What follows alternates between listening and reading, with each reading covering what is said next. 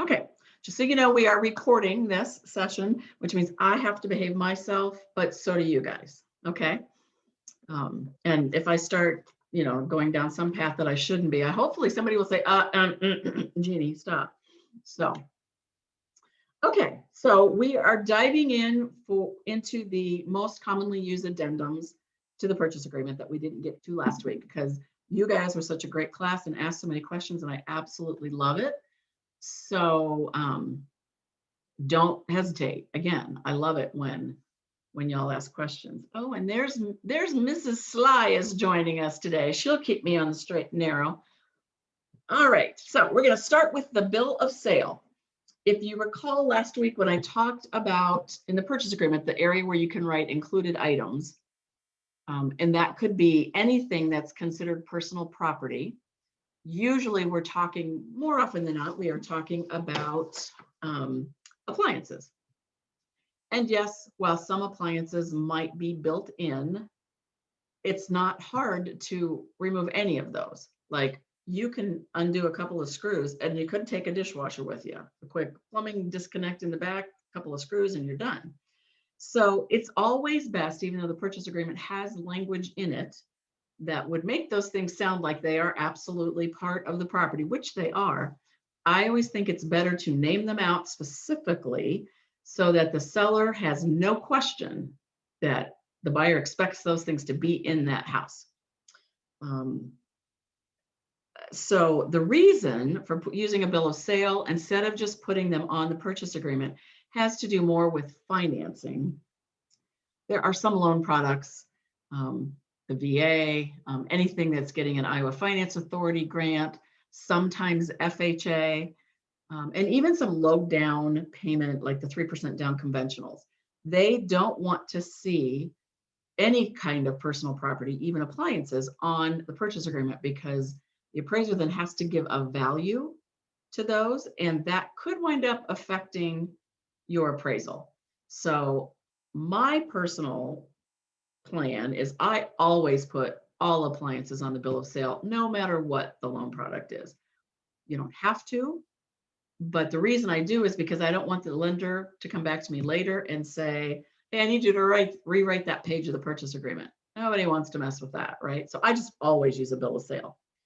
The other thing you can use for a bill of sale is if they're buying some of the furniture. That happens a lot. Sometimes the seller says, hey, snowblower included. Well, don't just go by the fact that they said on the listing that the snowblower is included.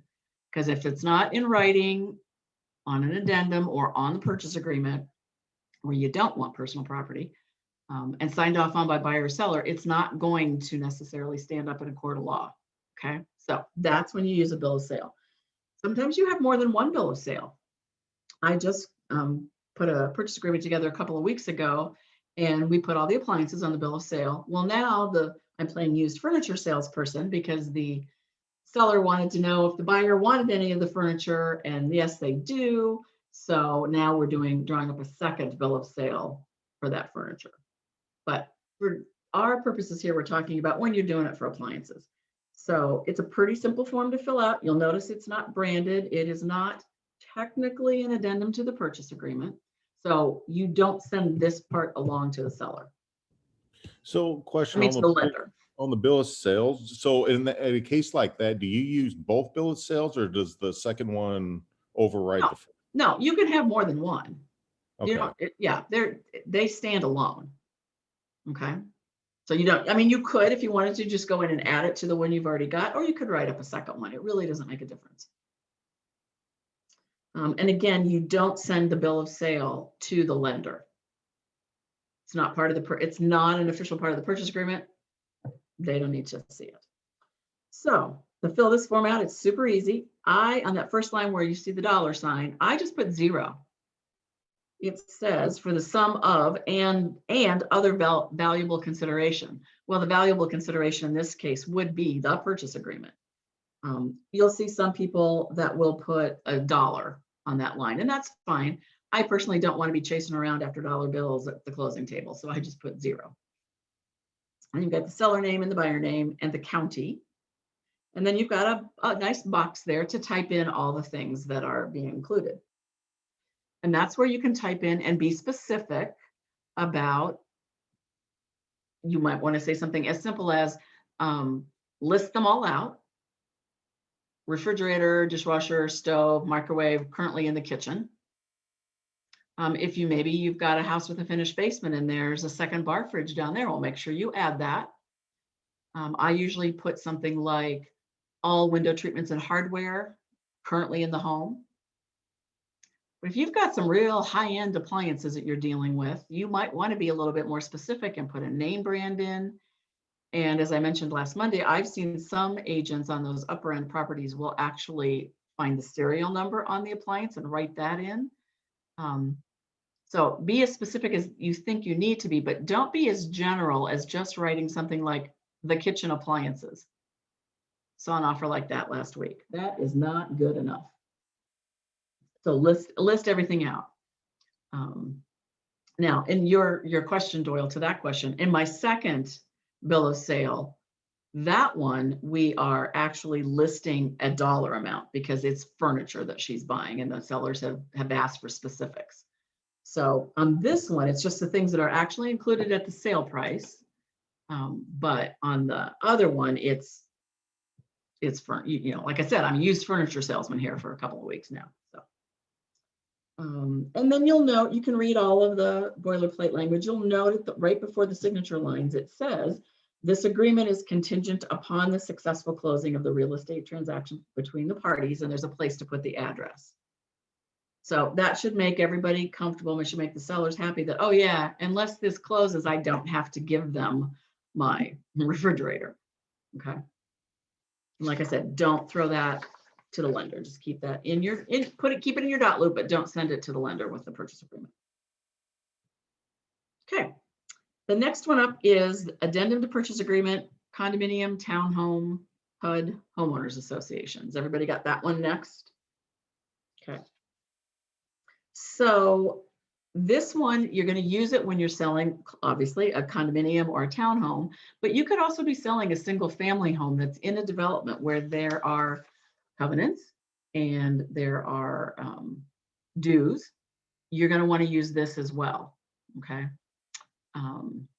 So again, we're going to walk through this it's pretty easy. It's not a hard form, but please make a note that this must go with your purchase agreement. At the time you send it to the seller, you cannot ask for this stuff later after you've already signed off on the purchase agreement. So property address, date of the purchase agreement, which was the date at the top of the purchase agreement, the date that it was written, and then buyer's and seller's name. And then in the second section, it says within 3 business days of acceptance of the purchase agreement, the seller shall furnish the following to the buyer.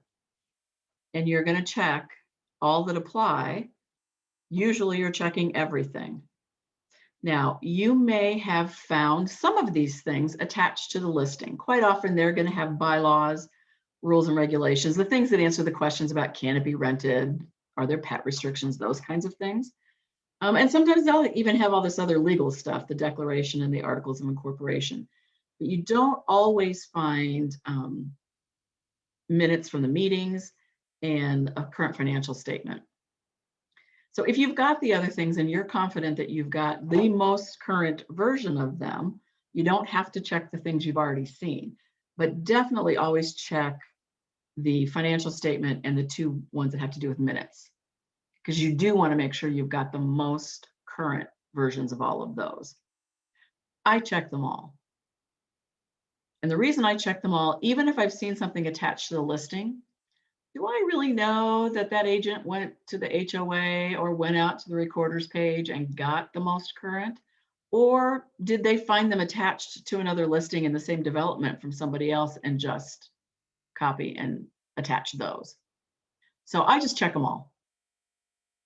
You know, my famous saying is trust but verify, right? So check all of those things. Like I said, seller has 3 days to get that to you, and then the buyer has 5 days after receipt to examine them. And within that 5 days, the buyer can decide that, yeah, I'm not happy with the things I'm finding here, either the finances or something in the bylaws or whatever it is. And therefore they have the right to cancel the purchase agreement. It's a lot of legal mumbo jumbo. I don't try to play lawyer and tell the buyer what I think it says. Now, I may help them find the section. Let's say the thing they care the most about is whether or not they can have pets and what the pound limit is. I'll find that in there for them and I'll point them to that direction, but I am still not going to play lawyer and say, yes, you can have a 50-pound dog. I want them to read it and decide that for themselves. It's also not a bad idea to say, look, if you're confused about any of this stuff that you're reading in here, feel free to have your attorney take a look at it for you. These aren't legal documents that we are trained to use. We don't write them like we do purchase agreements. So again, that whole thing we talked about in agency, stay in your lane and don't try to practice law without a license. And then it goes on to, there's a section that talks about if the bylaws of incorporation of that condominium require that the agreement or the buyers be approved by the board of directors. This is letting you know that everything is contingent upon that. And that's not a real big deal here, but there are a couple of the condominium buildings on Grand Avenue, some of the older ones down there, where the HOA has right of first refusal. So if you list one of those and you get an offer, it has to go before their board first. They could decide that they want to purchase that unit for some purpose for the greater good. I know one of the ones down on Grand Avenue about 10 years ago, one of them came on the market. And actually, when it came on the market, they contacted that listing agent right away and said, the board is going to exercise their right of first refusal and purchase this from your seller because they wanted to create a guest suite. And it was on the first floor and that was the perfect place to have it and all that stuff. There's one building to my knowledge where the actual buyer has to be approved. They run a credit check on that buyer because they want to make sure the dues in that building are pretty hefty, and they want to make sure that that buyer is a good credit risk, because if the dues don't get paid, that becomes, a problem for their budget. So that can be the case, rarely, but a couple of instances where it is. Is that 3663? Yes, ma'am. Thank you. That's the right of first refusal one. Okay. The other one is, oh gosh, I can't remember the address. It's a building that is actually a co-op legally, and it's on the other side of the street and a little further west. I don't remember the address. Okay. That's the one where the buyer has to be approved. Okay. Thank you. Yeah. Okay, so then the seller's warranting that all the dues are paid current as of the date of closing. Now, when the seller pays their monthly dues, they will only take a whole month. So let's say that you are closing on the 15th of the month. The seller's going to have to write a check for that whole month worth of dues. And that has to be done in order for the association to then provide the document that the lender is going to need to see that the dues are paid in full. So what happens is it winds up being prorated back. So the buyer will give a credit to the seller on the closing disclosure. So seller writes the check at the beginning of the month to the HOA for the full 30 days. The buyer then credits the seller back for those 30 days. Our form reads that way. Not everybody's does. So if you get an HOA addendum on one of your listings, you want to make sure to read it and see if that language is in there, that the buyer will be prorating that back to the seller. And if it's not, you might want to add that as part of your counteroffer. Okay. Then it goes on to talk about any special assessments, whether levied or pending. So it doesn't have to be something that their HOA board has actually voted on and said, yep, we are doing this. It could be something that is just pending and hasn't started yet. And so then you're going to check who's responsible for paying for it, seller, buyer, or mutually agreed upon. When I'm writing it for a buyer, of course, I'm going to check seller. I want the seller to do that all day long. Typically, if it's something major, that does get negotiated out, especially in this seller's market that we're in. Most buyers are like, okay, I'll take that on if that's what it's going to take for me to get this condo or townhouse. But it also can be split. Seen a couple of those lately as well, where there was like maybe an $8,000 assessment for new roofs, and the seller was like, well, I don't feel like I should have to pay for the, maintenance that wasn't maybe done. But the seller says, yeah, but you're going to be enjoying this roof, not me. So they agreed to split it. And then there's a place to enter what the HOA dues are. Now you'll find those typically on the listing, so you can go ahead and fill that in and check them. You may not know what the due date is, but I usually just put the first of the month. And then if the seller signs off on it, that's them indicating, yes, those are the correct dues, and is it monthly, quarterly, whatever it is. Okay. So any questions on this? Again, make sure it goes with your purchase agreement, because if it follows after, they don't have to provide you with any of this stuff or agree to any of the things on here, and you still are under a legally binding contract.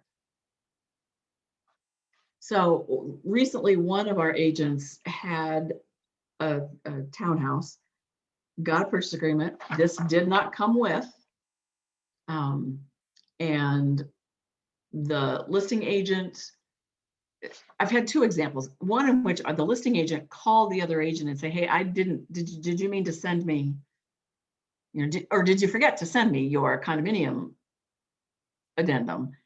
And she said, oh no, you provided everything we needed on the listing. So no, I didn't even think I needed to send one. Well, what about all this stuff down here that talks about special assessments and, and all of that kind of stuff? So our agent took the time to do a little education with a co-op from another company who said, oh, I didn't even think about that, and really appreciated it. Now, some people might think, well, if I'm really representing my seller, should I have just zipped my lip and let this go into pending status and work towards closing without this? Because this could actually wind up costing my seller a little more money. Well, should you? Or what happens if you're so far down the road, seller's already gone ahead and made, a purchase on something else, and then they figure out that this never got done, and the buyer decides to back out or even try to back out. And so now you've hit a real speed bump. So part of your job, yes, you're always trying to get your seller the most money possible, but you're also trying to ensure a smooth transaction. So that's my 2 cents. Have the conversation with your seller if you think you need to. Hey, they didn't send me this. Should I call and ask them for it before we sign off on this purchase agreement? So, and explain to them the downfall of not having it, because it could be a downfall either way. And again, not just on condominiums and townhomes, any association, even if it's a single family home, but they're paying dues, you want to use this form.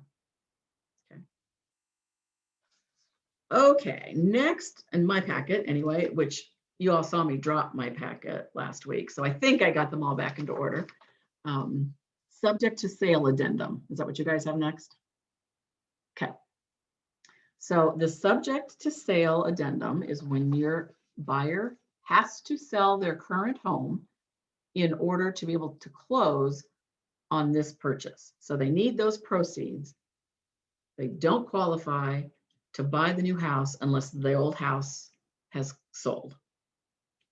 And that's when you use this one. If you'll remember in the purchase agreement, there's a section for that, and you check a box, and it also says see addendum. So here it is. This is the addendum, okay? So property address on the top, date of the purchase agreement, buyer's name, seller's name, and then it says this purchase agreement is subject to the sale of buyer's property located at. So you will use this one whenever the buyer's exit home has not gone under contract yet. So it might not even be on the market yet, but it certainly hasn't had an accepted offer on it. So that's when you use this one. So you put the address of that property in there. And I guarantee you that the listing agent is going to go look it up. They're going to want to see, is it on the market? Does it look like it's priced right? Which really doesn't apply in this market, but it will again someday, I promise you. if it's not on the market, you might get a counteroffer stating that buyer's current home must be listed with a full service realtor within 3 days of acceptance or 5 days of acceptance or something. So that's not unusual. It will happen. They don't want, even though it stays on the market, right? For a subject to sale home, it does not come off the market. It stays active, continues to have showings. They don't want it to sit there with that subject to sale offer on it, because that might discourage other people from even wanting to look at it, let alone writing an offer. So some sellers just won't even accept a subject to sale offer in this market because they know there's going to be another buyer coming along that doesn't have to sell anything, right?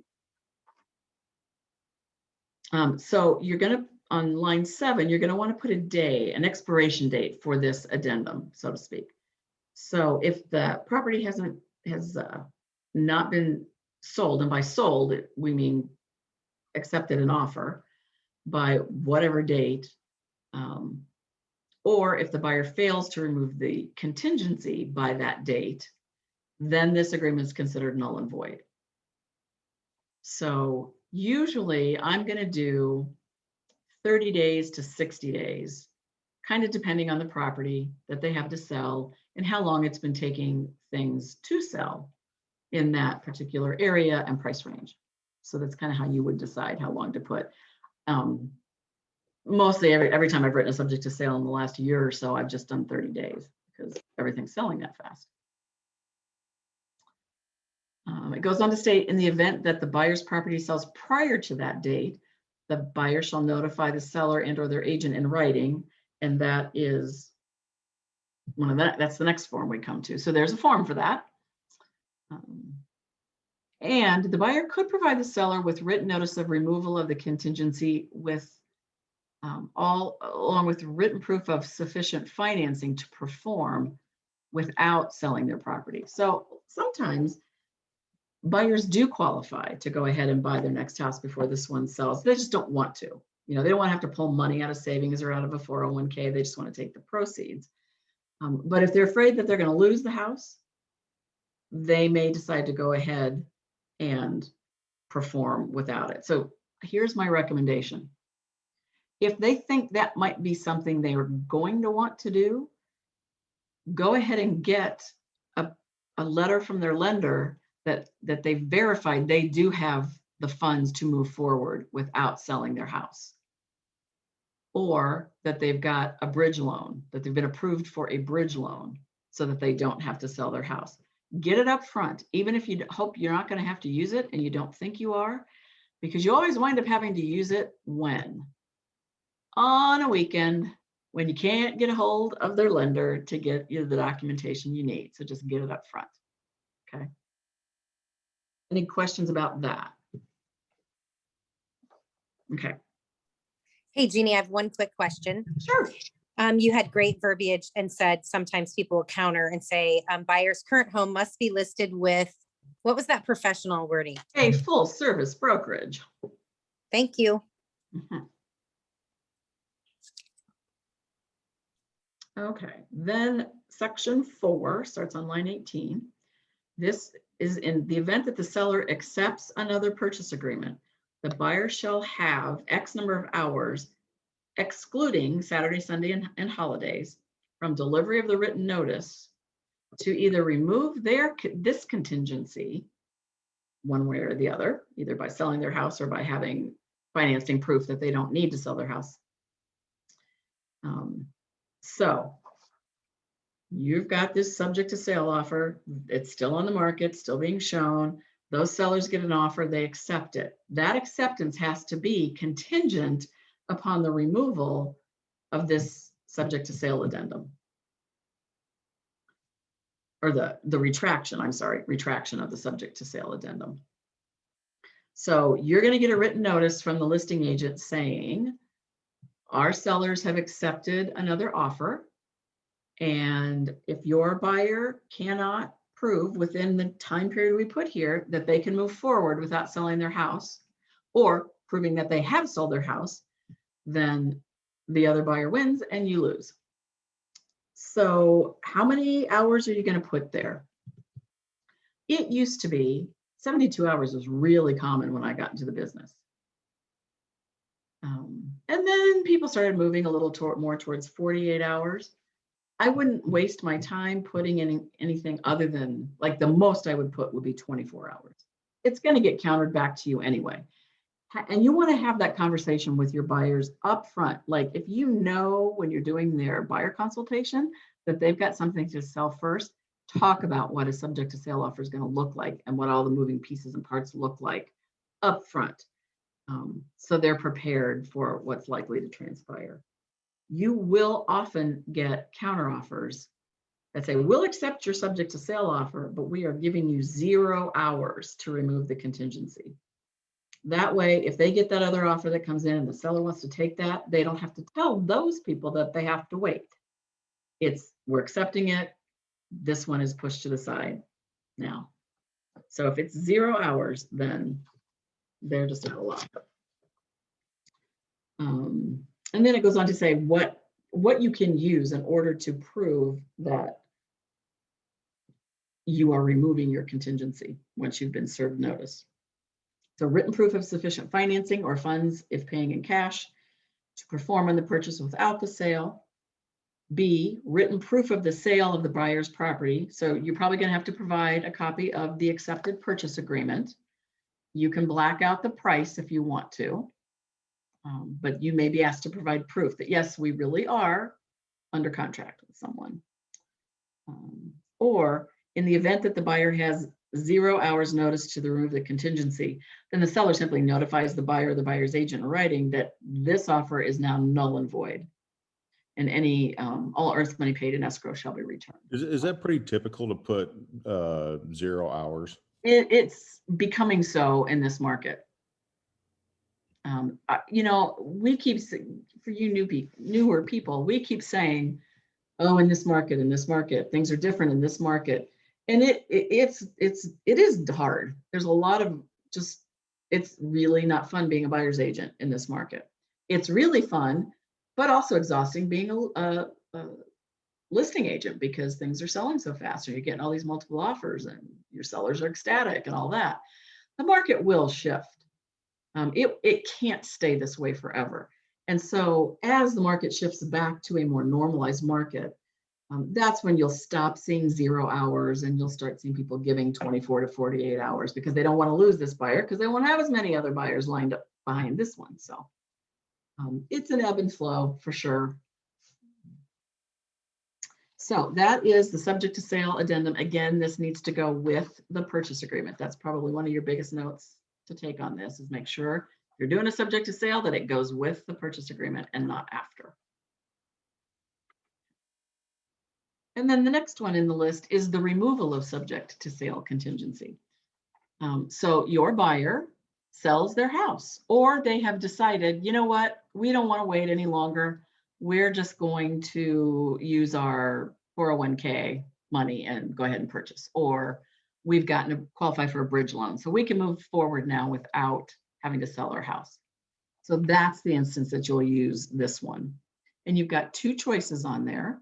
You're notified that our property located at was sold on, or buyer is removing the subject to sale contingency without the sale of current property and providing proof of that, sufficient proof of financing. And therefore the subject to sale addendum no longer applies. Then you've got a section for closing and possession where you've got to work out with the listing agent what that's going to be. When you write an offer, a purchase agreement with a subject to sale contingency, you don't really know what to put for a closing date because you have no idea how long this is going to take. I've seen some people just put in to be determined. I feel like that's not really protecting your buyer or the seller that much. I prefer to see either some verbiage like within, let's say, within 45 days of the removal of subject to sale contingency. So that's telling the seller, look, as soon as we get our house sold, we're going to within 45 days, we will close, which means they have to make sure that you negotiate that into their sale so that you can match up what you're offering to this seller. Sometimes people will say things like closing and possession to be negotiated and determined, within 5 days of removal of the subject to sale contingency, something like that, or at time of removal. Whatever you have put in that purchase agreement, when you get to the point where you are ready to figure out what the closing date's going to be, don't just pick something out of the air or base it on what the buyers of your buyer's house want. Make sure you also talk to that listing agent to make sure that you want to make sure everything's going to work, and you're trying to, cobble together closing dates on 2 different properties. So just don't make an assumption that that will work for those sellers. Call them and say, hey, we're negotiating an offer. We've got price negotiated. We just have to work out closing. These buyers would like this date. Will that work for your sellers? So don't just try to force it down. It happens all the time, and it's not good, and it never works, hardly ever. So try to remember that the word co-op agent, that comes from the word cooperative. And that's what we're supposed to be doing, is cooperating with each other. So everybody's getting to the end game that they want. Okay.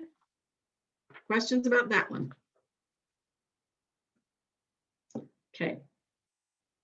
You'll see there's also, so there are 3 subject to sale addendums in our forms packet. The other one is with the listing stuff, and it talks about the actual removal, the written notice to remove, because we've accepted another offer. So you'll see that one. Okay, next up is the septic system inspection addendum. Obviously, you're only going to be using this one if the property you're selling is not on city sewers, but rather it's on a private septic system. There was a box to check for that on the purchase agreement that also said see addendum. So that's your reminder. Oh yeah, I got to go find that addendum. And this also has to go with the purchase agreement. Okay. So I think you guys all figured out now how we fill out that top part, right? I don't have to go over that again. In this one, part A, you're going to check who is going to be paying for the inspection on that septic system. And in the state of Iowa, there is a law that states at the time of transfer of any real property with a septic system, it must be inspected and certified by the DOT that it meets all standards. So it's called a time of transfer document that you'll get, not the DOT, the DNR, sorry, Department of Natural Resources. So if I'm writing this I'm representing a buyer, I'm checking seller all day long. I want them to pay to have their septic inspected and to provide that time of transfer document. And on line 11, it says, and completed within blank days of the execution of this addendum or no later than.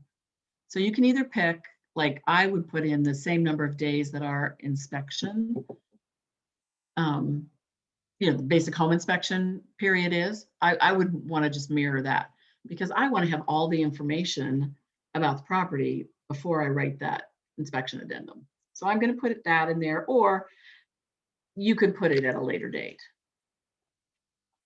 But if you're going to use the rest of that line, be specific about the date. So then the buyer and seller sign off on that top part. And then the rest of it starts talking about, and to me, this form is confusing. I think they redid it and it makes kind of a little, it's just a little confusing. But what it gets to is the same thing, is that the county recorder won't record a deed without the proper transfer documents on, and it also has to be attached to the groundwater hazard statement. So it talks about what has to go on. So the first part says, yes, we're going to do the inspection. And then the next part kind of reiterates that.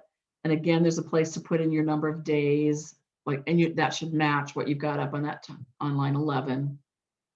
Then it goes on to talk, same as inspection, that here's the steps within, we'll deliver that to the buyers or to the sellers. Sellers will notify the buyers, and then buyers have that same 2-day opportunity to notify the sellers if what the sellers are saying they'll do is acceptable or not. And there's a place for other provisions. Sometimes you'll have situations where it's been an abandoned septic. Nobody's been living there, vacant property, and the sellers already know that, and they know it's not gonna, and they've told you that, even in the listing documents. So you may have worked out some sort of a deal already about that. Sometimes with an abandoned system, a buyer can agree with the county sanitation department that they are going to, they're tearing down the house and they're going to build a new one in a different location, and so that they will put in a new system over there. So some of those kinds of things can go on that other provisions that, seller or buyer's not going to occupy the property and will execute the proper documents with the county around that. So that other provisions can be used for things like that. So again, you're going to have the buyer and seller sign at the bottom. Some people will stop there, and part B, which is on the second page, they don't fill that out until later, till after the inspection has actually happened.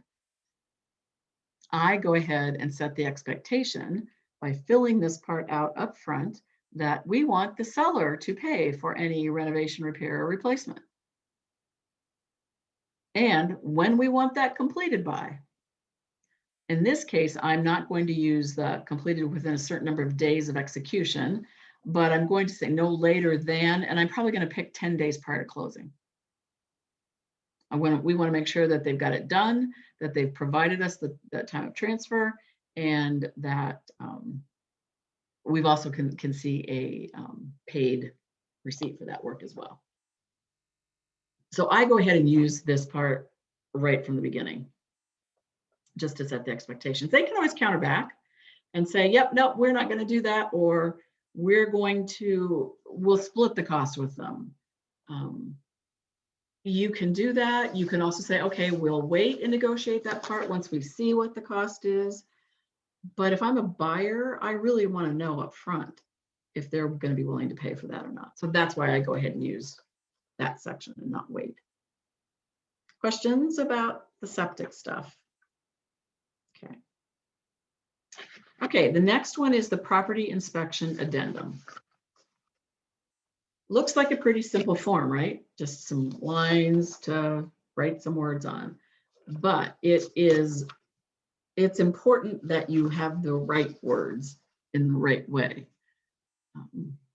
So first top is, as the top of that's everything we've been doing already. Then starting on line 5, it says the property's been inspected by a person appointed by the buyer, blah, blah, blah.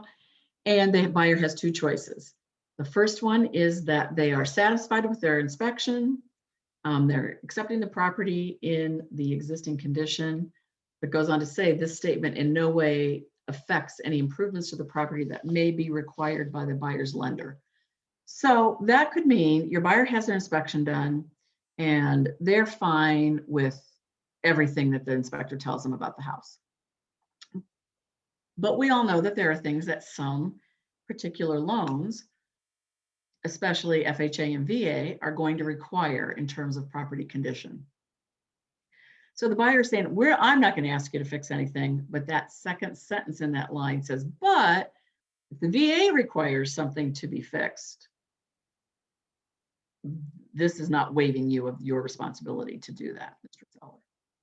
So, or if they're happy with everything, not them when they're not happy, then they'll check the second box, and that's when you start listing out. You've got that whole page to list out the things that buyer wants the seller to take care of for them.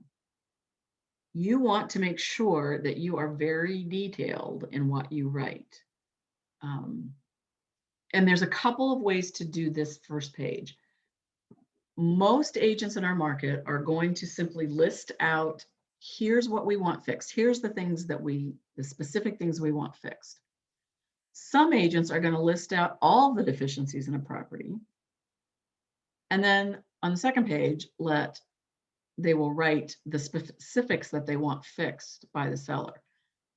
I think that's fewer agents. I know Beth Ernst does it that way. Most of us will use this first page and just list out what we want fixed. And like I said, use the very specific language. So as an example, you want to always make sure that you're talking about what it is, where it is, who's going to do it, and by when. So the 4 W's. So as an example, let's say that the inspection shows that there is double tapping in the electrical panel. So I'm going to write sellers to have licensed electrician. So sellers will have the licensed electrician, that's the who. Evaluate and repair as needed for safety. Double taps located in the electrical panel in the basement. Now that sounds like a lot. A lot of homes with a detached garage have a second electrical panel, right? So that's why you need to be specific about where. Seller to provide copies of paid receipts to buyer 5 days prior to closing. Now, if you got a bunch of things, you can list them all out and then put just one blanket, seller to provide copies of paid receipts to buyer 5 days prior to closing. Another example would be, let's say you've got a cracked window pane in a bedroom. I've seen inspection addendums that where agents have just written, seller to repair cracked window pane. What if the seller doesn't know where the cracked window pane is? So you want to be, again, specific. The cracked window pane in the north wall of the northeast bedroom. Be specific. Where is this thing we want you to have fixed? So often we'll send the whole report with your buyer's permission because the buyer's paid for it. It's theirs. You don't have permission to share it. You have to get that from them. But some agents, listing agents, don't want to see the report. So because they think that as long as they don't have any knowledge, then they don't have to disclose. And if you shared the entire report with them, then they might have more knowledge than just the things you're asking for. So I usually, again, I want to be a good co-op agent. So I always ask the listing agent, hey, after our inspection, do you want to see the whole report if my buyer allows me to send it to you? Or do you want to just see the pages specific to the items we're asking for? So then you can just go in and find just those pages and send those along with it. And some will say, I won't look at anything. Just send us a list of what you want. We'll ask questions if we need more detail. So it's kind of a game that gets played. But I just want to try to be as respectful to the co-op agent and their seller as I can, at the same time making sure that they know exactly what it is that my buyer wants done. Does that make sense, everybody? So you've got this whole page to list stuff out. And as you remember from the purchase agreement, once you and your buyer have sat down, you get this filled it out and get it sent off to the listing agent before the end of your inspection period. This has to be done within that inspection period on the PA. So you send that off.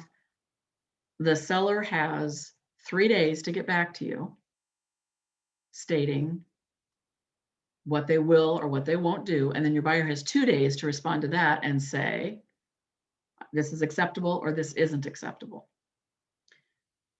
Yes, a lot of negotiation goes on after this gets sent and before the response gets sent back. But just remember, anything that isn't in writing doesn't count. So you can verbally have those conversations back and forth, but unless you get it in writing within their time period, by the end of that 3rd business day, you don't have a deal here. So you need to make sure that everybody's well aware of their inspection periods.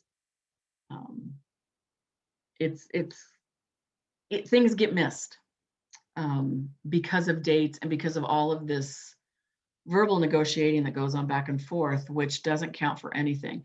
Even if you put it in an email back and forth, until this document is signed, it doesn't count. I do like having emails that you can at least reference to, and that does give you a little more accountability to the other side, but it still has to be signed off on this document to count. Now, let's say the sellers send back, so they're filling out this whole second page. listing out what it is that they're agreeing to do.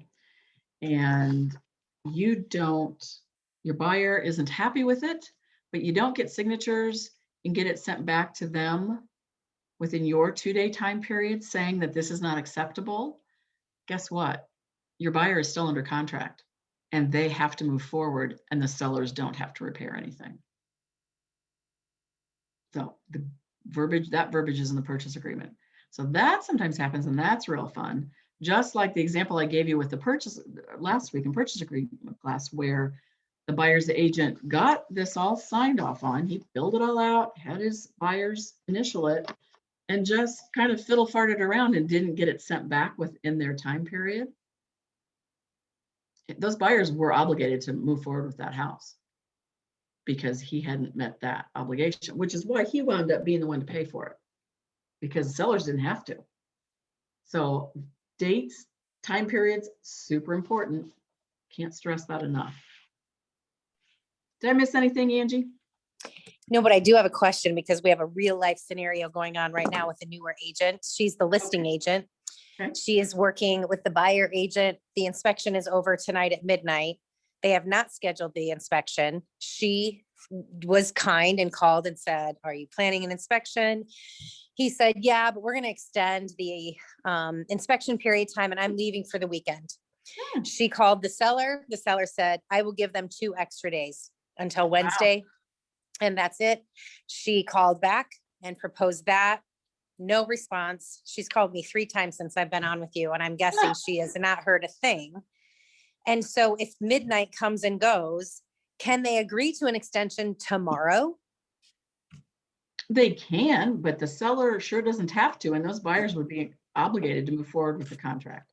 Okay. Seller could have, demanded that and not agree to this Wednesday extension either. I mean, they could have said, "Sorry, you had your opportunity. You had 10 days. And purchase agreement states, if you don't do your inspections and provide an inspection remedy request, you're deeming the property to be acceptable to you and you're moving forward." So Okay. those sellers were being very kind. Probably. Right. Well, and I think she's worried that they're doing a stall tactic. Maybe they want to bomb the deal. She doesn't know. So can the seller then just come right back and say, the buyer, "Yeah, we want out." Yes, they could. They can. They could. The seller would then have the right to take legal action here's the thing. The seller would have the right to take legal action either through mediation, if that's what the original purchase agreement stated, or through any other legal form, small claims court, lawsuit, whatever they decided to do. And they could sue for damages if they could prove that they had suffered any financial damages. They could sue for performance on a contract. Usually, if you got a buyer that wants to walk, money you spend on attorneys is money you're losing. Even if they find against them, are you really going to be able to force somebody to go to the closing table and sign their name on closing documents? Probably not. That's the case where you call your broker and we talk about what your sellers or your buyer's options are. And I did say, let's wait till Monday and then we'll connect with Jeannie. Thank you. Yep. Okay. Questions about inspection addendums? I know we rolled through that really fast. Okay. When you are in the middle of negotiating your inspections the first time, either as a buyer's agent or a listing agent, that's a great time to rely on your coaches for some direction and language and just how the whole thing works. And if they're not available, I'm always around too. Okay, you've got a final walkthrough form, I think might be next. Get in the habit of taking one of these with you every time you do a pre-close walkthrough. That's you and your buyer's opportunity.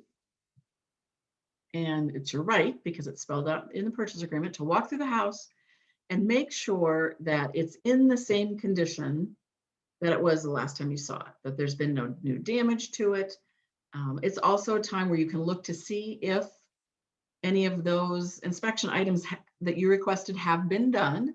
Now, like I said, I always ask for copies of paid receipts. That way, if it's something electrical or plumbing, I've got a receipt from that licensed contractor that it's been done. I am not reopening the electrical panel to see if they fix that double tap. I'm gonna make sure that the receipt shows that it was done. It's also not a bad idea when you ask for paid receipts to also say that include the scope of work. Because sometimes you'll just get, it says, yep, we were there, we charged them $242 and they paid it. So asking for the receipt to include the scope of work done can save you some time, because then you don't have to try to call and make sure that all that stuff really happened. Sometimes there'll be enough things, or maybe just the type of things that you're asking to have done. You may want to have the buyer may want to have their home inspector come back and look those things over. They've got the right to do that. So if they think they may want to do that, you should have them reach out to their home inspector far enough ahead of closing to make sure that you can get them scheduled to go back with you. Most of them will. Some do it for free. Some it's like a $75 charge, which might be well worth it depending on what the things are. So you go and do your walkthrough. If they are happy with it, there's been no new damage, they're ready to go, you check that first box. If there's something that's problematic, you check the second box, and it gives you the place to list some of these things out. And it says, we're requiring that the following items be remedied before closing occurs. So if you're going and doing your walkthrough a day ahead of time, or even 2 days ahead of time, you may not have time to actually get something fixed if you discover an issue. But a remedy could also be having a document, an addendum to the purchase agreement that is filled out stating sellers are going to have this item remedied within 30 days after closing, or 2 weeks, whatever the time frame is, depending on what the item is. That could be your remedy. Now, you lose a little bit, of your stance by going ahead and closing. But more times than not, most buyers are not in a position to wait until whatever it is actually taken care of. Their apartment's packed up, their stuff's in the U-Haul, they've already got family and friends lined up that weekend to help them move, and maybe they even have to be out of their apartment. So waiting for it to be actually fixed isn't an option. So as long as you explain the pros and cons to them, that you hold all the keys when you haven't closed yet. Once you've closed, it can be harder to actually get them to complete some things, yet you do have a legal document stating that they will have this done within a certain number of days past closing. If your buyer says, I don't need to go do a walkthrough, make sure you have them sign this, that they have waived their final walkthrough. And I would have them check the box. I would try to not do this one dot loop if they're waiving it. I would have them check the box, and I would have them initial right beside that, maybe even write, against my realtor's advice, I'm waiving my walkthrough, because it's always going to fall back on you. If they don't do the walkthrough and then something shows up after they get the keys, it's going to be your fault that they decided to waive their walkthrough somehow. It just always is. So cover yourself. Okay. And then, oh, go ahead. So this is a required document then? And it isn't. This won't keep you from getting paid. It's not required in dot loop, but if you don't use these, yeah, you're not being very professional if you don't use these. It covers you. It also protects your buyer. Okay. I can't tell you how many times after closing, a buyer calls their agent and say, hey, well, this is this way and this is that way. And they're all things that could have or should have been discovered at a walkthrough. So if you do your walkthrough and they've signed off on it that they're fine, you can say, look, you said you signed off on this. You said we did our walkthrough. You said everything was fine. Here's a fun, kind of a funny example. So our listing, it was a KW listing, and I didn't remember what company represented the buyers. They did a walkthrough. that buyer never filled one of these out or just didn't send it to the listing agent. And quite frankly, usually we only send these to the listing agent when there's a problem. But not even the buyer, but their parent, one of their parents keeps calling our office because it was our listing, complaining about things about the house. So it's a rural property. There were 50 tires left on the property. Pretty sure those were there when the walkthrough happened. There was a leak under the kitchen sink. Well, did you check the kitchen sink when you did your walkthrough? Because otherwise we have no proof that, oh, by the way, you closed on this house in February, that it was leaking then. And here's the kicker. Sellers left a goose. Angie's laughing because she knows who I'm talking about. The sellers left a goose. They need to get this goose out of here. I didn't even know what to say. And you guys, thank Nadine every time you see her for being a rock star. She handled this call and she got this woman kind of calmed down and did it without cracking up over talking about the goose. So, and Nadine has since, I think they're now best friends. She's talked to this mom several times and she kept telling her, well, we can't really talk to you about this problem. My broker would have to talk to one of your kids. Woman calls back the next day and says, oh, my kids wanted me to make sure that I'm not getting anybody in trouble. I don't want to get anyone in trouble. I just want you guys to take care of these tires and this leak and this goose. Well, I got a hold of our agent. She called the buyer's agent, which is who the buyer's mother should have been calling in the first place.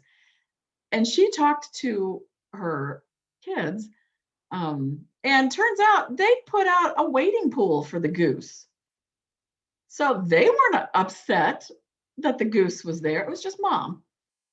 So funny, crazy, weird things happen. And you're going to have fun stories like this of your own someday.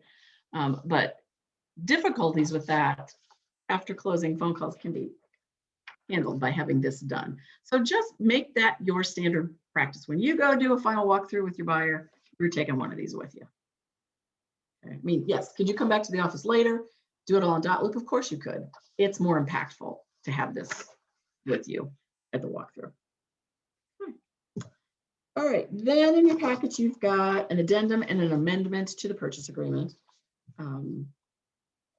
They are just here for you to know that they exist. And we're going to talk about when you use what. So an addendum is anything that you are adding. So you can use that as you are writing the purchase agreement and you're adding things that aren't already in it. You use the addendum, you're adding. You also can use an addendum after you're under contract when you're adding something new, some new provision. You would use an addendum. You would use an amendment when you are changing something. You're amending or making a change to a previously agreed upon purchase agreement. Now, the other thing I want to tell you is you will see everybody use an addendum for everything, including lenders. They'll say, hey, I need an addendum changing the closing date. No, you don't. You need an amendment because we're changing it, we're amending it, but I'm not going to say that to the lenders. Everybody uses addendum for both.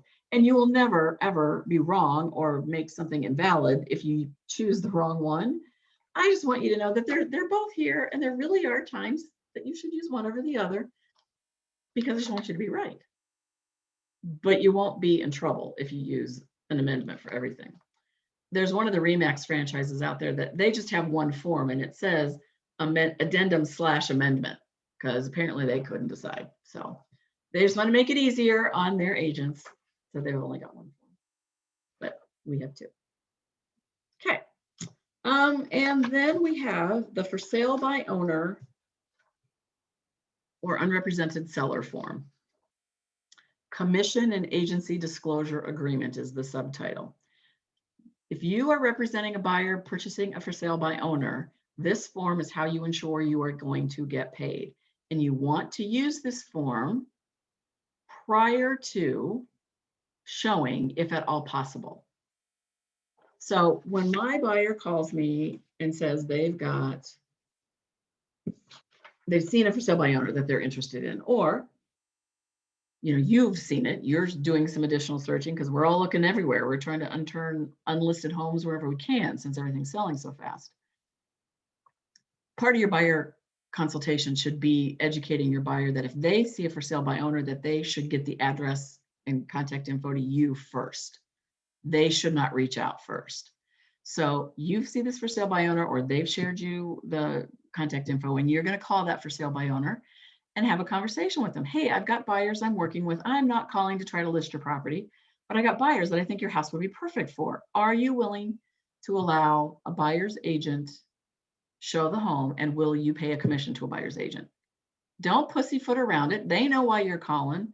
I hear people say, will you work with the buyer's agent? Well, what does that mean? Just say it. Will you pay a commission to a buyer's agent? And then have that conversation. And they may say, well, what are you going to charge? Or they'll already know what they're willing to pay. And then you get to try to negotiate it higher if you want it, or decide if you're willing to take what they're offering. If they are willing to pay you, then you're going to fill this form out and try to get it signed before you're showing. You can either, I've dot looped it to buyers or to physical sellers before for signature before showing. If they're not willing to do that, then I'm going to go 15 to 20 minutes ahead of time before I tell the buyers to be there, so that I can get them to sign this. I'll have them show me around the house and point out the features they'd like me to share with my buyers. And I'll ask them if they will step outside so that the buyers and I can look at it. Some will, some won't, but I always ask for that. So here's how you fill this out. Top line is the seller's name, the owner's name. And then line 3 is your name. And then you're going to put the property address on line 5. And then you are going to put your client's name there. That's why you want this signed before you show it to them, because you are protecting that buyer. So with your buyer signing an exclusive buyer agency and the for sale by owner signing this, then they can't do an end run around you and sell directly to that buyer, because you have contracts for both. So in the second section on line 12, you're going to put, I'm sorry, skipped. On line 9, that's where you're going to put the amount of commission that you're negotiating. Now, I know we're going to talk about listing stuff today, and that we're a 7% brokerage, 6% in some circumstances, which we'll talk about. That's not what we're worrying about here.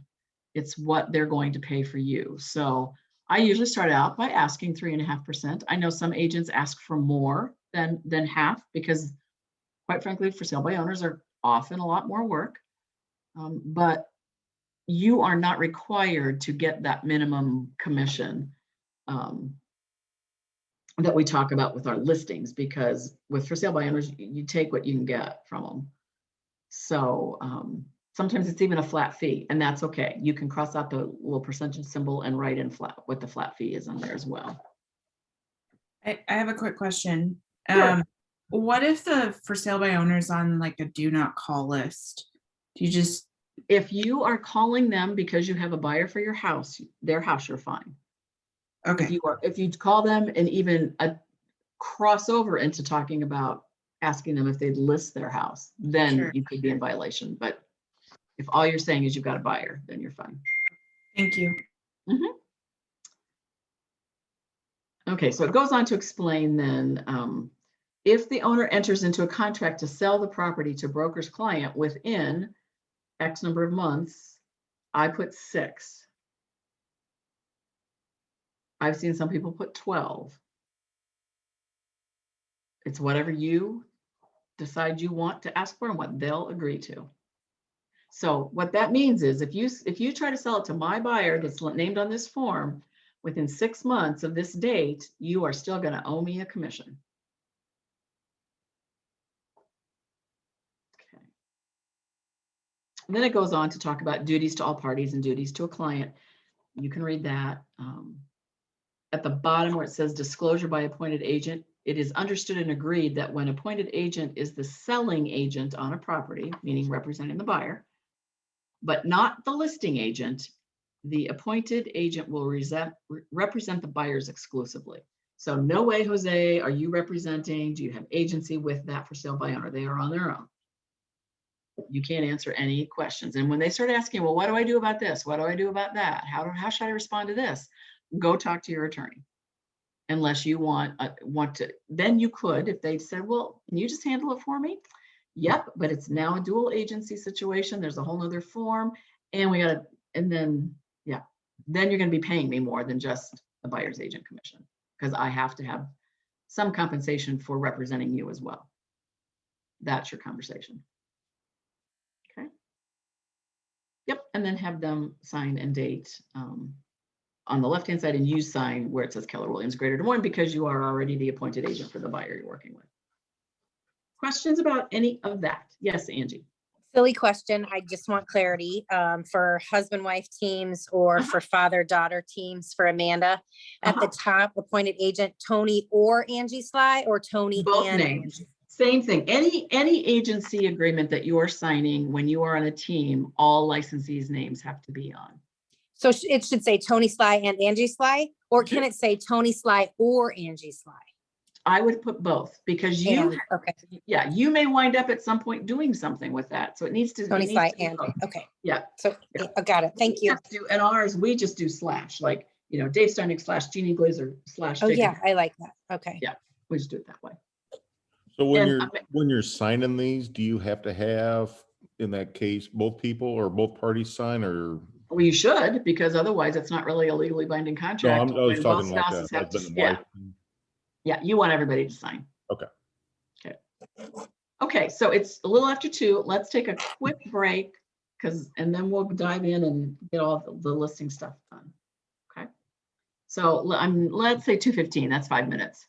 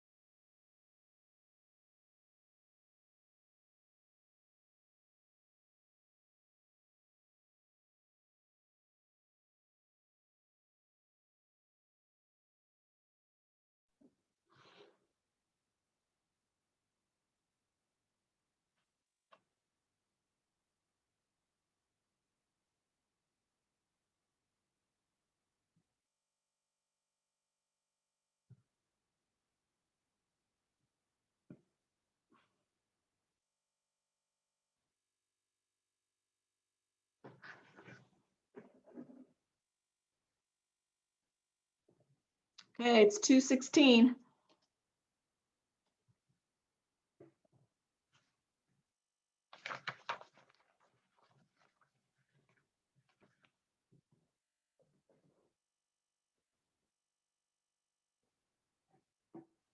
I see all your bright and shiny faces. Amanda, I met your dad. I taught him ethics last week. Nice. He's awesome. He is so much fun. And I will always and forever call him Karen because he wouldn't change his name on his Zoom box. It said Karen the whole time. So he's got a good sense of humor, right? That won't be a problem. Oh, you're muted. No problem. He's a jokester. That's what I thought. Yeah. Okay. Now let's get into residential listing contracts. First one on the list is the exclusive right to sell. So this is the actual contract between Keller Williams and your sellers. So we talked about the appointed seller agency last Monday in the agency section, right?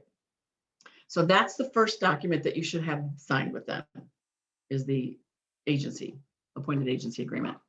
Then you're moving into the residential contract exclusive right to sell.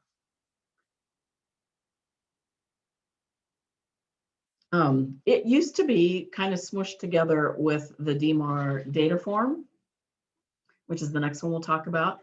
And it didn't really look like it was a stand, like it didn't make it look like it was a contract because it was just sort of smushed into the end of it. And sellers didn't always take it quite so seriously and understand that they really are signing it's a legally binding contract. So we decided to split it out, put it as a separate form. That's one of the reasons, is just to make it more important.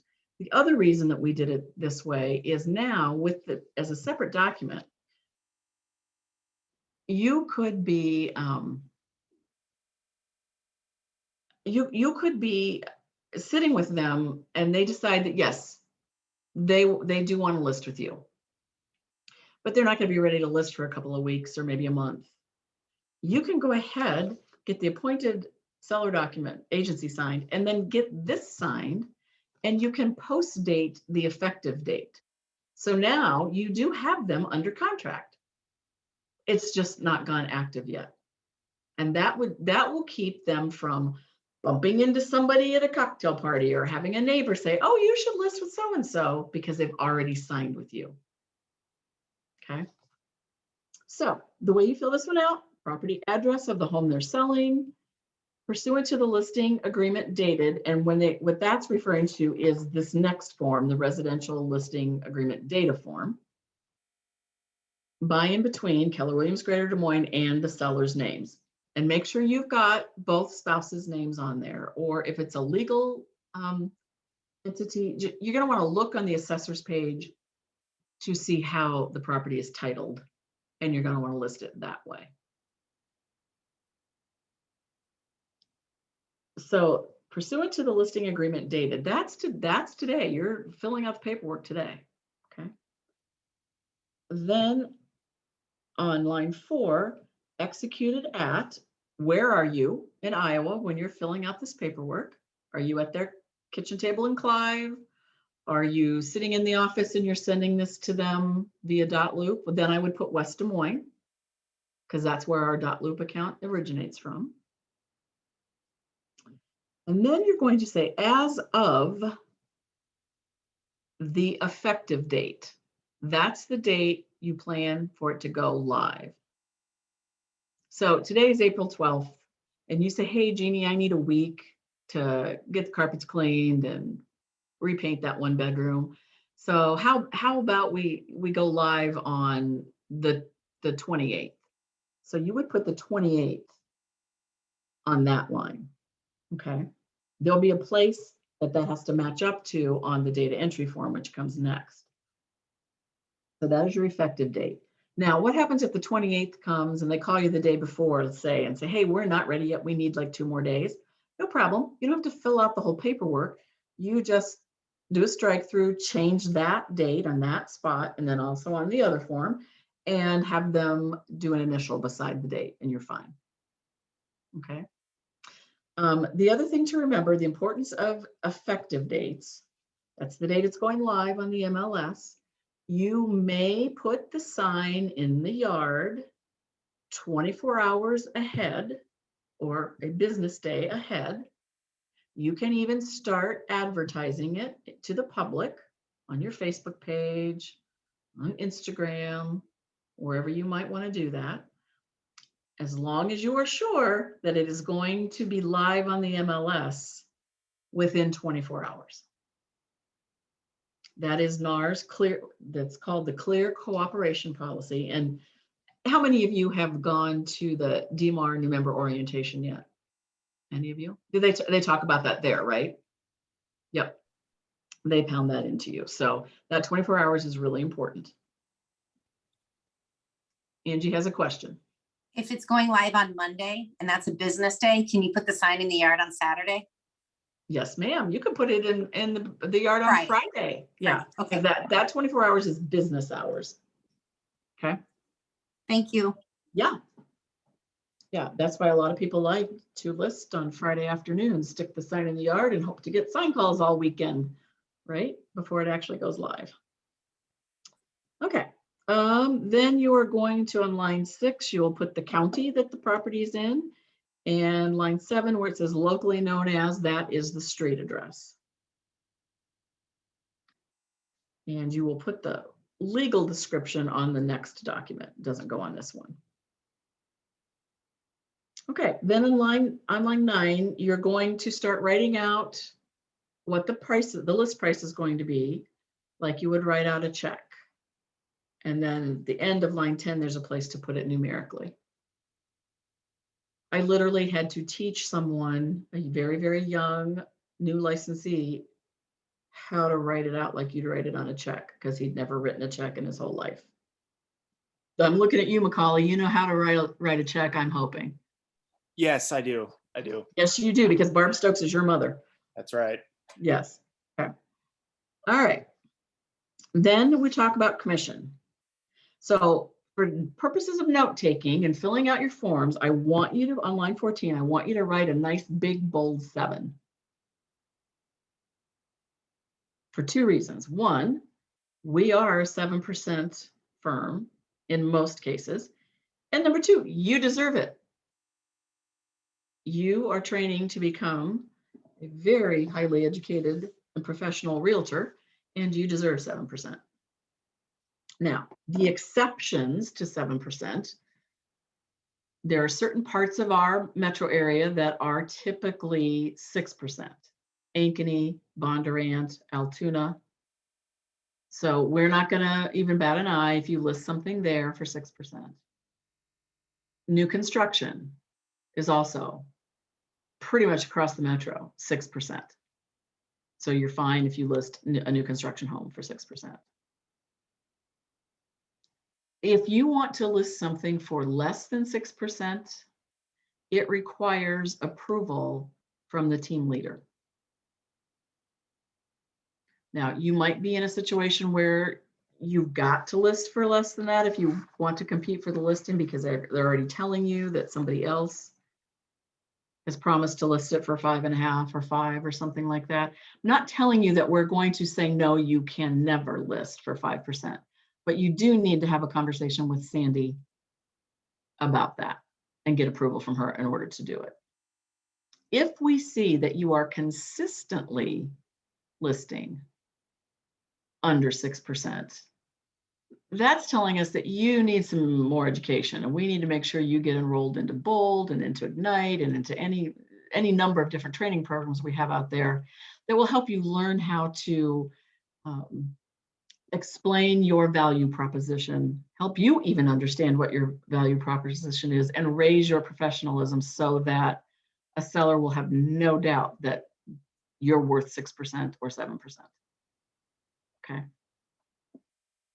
I also know that there are other classes within our market center from time to time that will help with that.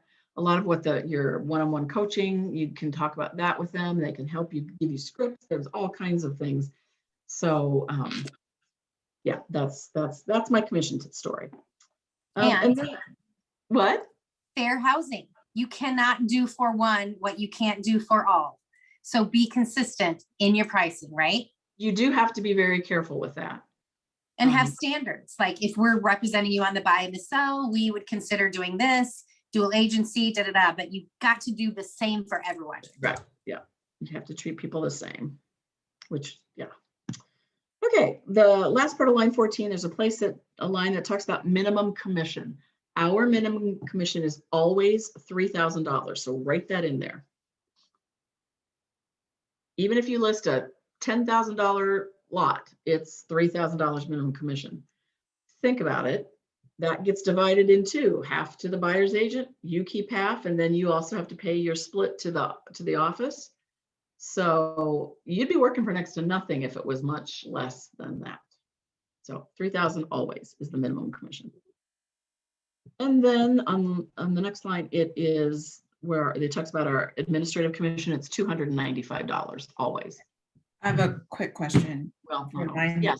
Yes, Amanda. $3,000 commission. So whenever you do a listing, you're also supposed to put the $3,000. Is that the way I understand? You always put, no, you always put this on this form before they sign it. It's $3,000. That's just the minimum. So Got you're it. listing it at 7%, but let's say you had to keep dropping the price and dropping the price and dropping the price. It's never going to go below 3,000. Got it. Okay. Thank you. Yep. And then the 295, that's an administrative commission. You can explain it that it's there to help offset the cost of our compliance company that makes sure that everything, you'll love those people because they'll tell you every time you miss something in one of your forms or your files, they'll make sure you have it in there. They keep us on track. And also we are legally required to maintain for 5 years all copies of, and we do it electronically. So we just pass that cost on. Just about every single company in town, with 1 or 2 exceptions, has an administrative commission. And I think ours it's on the lower end. I think there's somebody that has a $150 one for a buyer and it maybe is $250 for sellers. But there's another company out there that they charge $850 additional commission. It's not technically commission, an additional fee. So you shouldn't, nobody's ever blinked at it. It is what it is. They just accept it. So, okay, the next section talks about reserved items. So anything that the seller is saying they want to take with them that would normally be considered a fixture, like a built-in appliance, like a light fixture, like, mirrors that are screwed into the wall, not just hanging on a wire on a hook. Anything like that needs to be listed in here. It also needs, you should put it in your agent remarks. They should put it on the seller disclosure when they fill it out. And you need to make sure it's reflected in the purchase agreement for it to be legally binding. Okay, so listing agent, if your seller has something reserved that would typically be a fixture, you get a purchase agreement and it is not mentioned anywhere in there as a reserved item. Your counteroffer needs to include that so that the buyer knows that this is reserved and the seller's taking it with them. So when you list something that's got a bunch of reserved items or any reserved items, you need to figure out a tickler system of some sort for yourself to remind you when that purchase agreement comes in, I need to double check it against my listing so that there's no surprises at the end. Sellers are not going to even know that needs to be done. They assume they told you that chandelier was reserved and so they can take it with them. The sellers get a purchase agreement. What do they look at? Price and when do I gotta move? What's the closing date? So they assume they told you it was reserved, so therefore it is. So that becomes your job to keep track of. If you have a boatload of reserved items, well, I'd be counseling my sellers if you want to take that chandelier, take it down now, put it in storage, because human nature is such that if you tell me I can't have that chandelier, I want it all the more. So the best thing to do is just to remove anything that would typically be considered a fixture that you want to take with you, and then just replace it with something less expensive. Go to Lowe's, buy a $40 chandelier, throw it up there. But if you've got a whole list of things, you can't fit it on these lines, you can put it on an addendum to the listing agreement and just attach it to this. I recently ran across a listing where the listing agent, there were several things that would make a difference to a buyer. They would want to know that those things were going.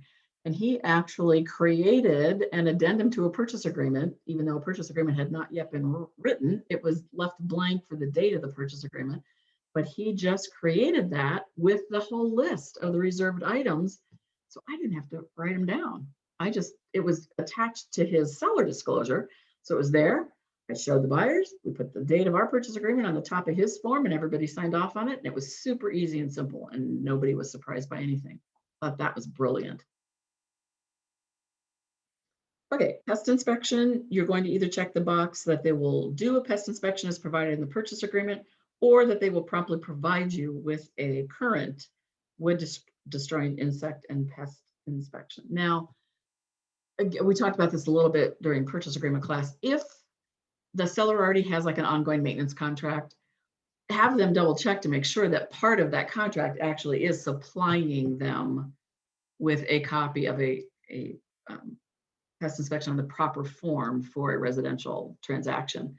And they need to also know that that has to be dated on or after the date of the purchase agreement for most lenders. They won't accept one that was done prior to a purchase agreement. Sometimes you'll have, especially new construction, and they will say, they won't check either of those boxes, and they'll want you to put language in the listing that says to strike out the portion of the listing agreement that talks about pest inspections because it's new construction and the soil has been pre-treated, or they've installed bait stations, one of the two. So that can happen in new construction, so just be aware of that, and that's absolutely fine. Okay, termination and protection. This is where you're going to put in the length of your listing. Typically, you're going to do a 6 month. So you would put in 6 months from the effective date will be the length of your listing. Often you're going to do them for a longer time period. Usually new construction is a year, because sometimes you're listing things that haven't even been started to be built yet. In different markets where things don't sell quickly, you may want a year listing period for some properties. Higher end properties, some quirky little acreage type things might take longer. You may have some buyers that want you to list it, or sellers that want you to list it for a shorter period of time. And I don't recommend that. If you try to get them to go for the 6 months, and here's why. You spend all of your time, energy, and money up front. When you take a listing, you are buying lock boxes. You might have to buy another sign. You are paying for professional photography. You might be paying for staging. You're printing flyers. You're holding agent opens and spending money on food to get agents there, because that's how you get agents there, is by feeding them. You may have open houses that you are spending. A lot of people will practically throw a party at their open houses. And so there's expenses involved. And that's all happening in the beginning, right? So what if they only want to let you list it for 3 months? Now, in this market, that's not a problem. It's good. Almost everything's selling in that time frame. But when the market shifts, if you're spending that kind of money up front, they'll only give you 3 months, and you've looked at all the comps in the area and it's taken them 6 months to sell. What makes any financial sense to you as an agent to do that? If you can't get them to list it for longer, you can create an addendum to the listing agreement that states this has to do with short listing periods. It also has to do if they decide to cancel early. So if they want to get out of the listing contract at 4 months and it's a 6 month, they don't think you're doing your job, or they say they've changed their mind, whatever it is. Our policy is we don't hold people to those contracts. If they are unhappy with you for any reason, the first thing that we'll do is you're going to call me. We're going to talk about it. I will see if I can't help save it for you. And in worst case scenario, I will see if we can't convince them to let me assign it to a different agent who would then pay you a referral fee. So that would at least cover some of those expenses. If there's no way of saving it, if they just want flat out, even though it is a legally binding contract, our policy has always been to let them out. There's no worse reputation killer than trying to keep somebody unhappy with your services held to that contract. So just know that going into it. So all that said, if you create a document at the time of listing that states, should this agreement be terminated by either party, seller agrees to reimburse for the following services, and then list them out and list the prices. Now, they can't pay that directly to you. They have to write the check to Keller Williams, and then Keller Williams would cut that check back to you. And that's not involving any, company dollar or any splitting and that kind of stuff. It's just that's the way it's gotta flow, and you'll just get it all back that way. So if you feel like that's something you want to do, let me know and we'll sit down and talk about how you should word it, how you should do it, how you should present it, all that stuff. Then the second part of this is talking about the protection period. So if they're terminating it early, if it's just expiring, and you have had a whole slew of people that have looked at it, maybe some that you've shown, some that have come through your open houses, other agents have shown, you can provide a list of those individuals and some form of contact information, either their phone number, their email, an address, or it could be just client of so-and-so, and then shown on such and such a date. If you can get that name from the other agent. There's nothing that requires us to share those names with each other. Most of us do because it's a cooperative thing to do. I always ask, and sometimes you get them and sometimes you don't. But any name you've got, you put on a list, and there's a form for that. I didn't have you print that off today, but it is available in Dotloop. And it must be delivered to the seller prior to the expiration or cancellation. It has to be given to them in person or via both regular mail and delivery receipt mail. I don't know why both. It's just what the law says. It cannot be emailed or electronically signed because our state law at this time doesn't allow for that. So again, you got to make sure you either hand deliver it to them and get their signature on it prior to expiration or cancellation, or send it both of those ways via mail postmarked prior to the expiration or cancellation. And that way, if they were to sell it to someone else, or either on their own, or if they list it with another agent and somebody brings a buyer, then you've got the ability to go after that commission. Okay. If you don't follow those steps exactly, then you have no right to go after it. Okay, then you've got a section about lockbox. You're gonna hopefully always check that I do want a lockbox. That's what you want them to say.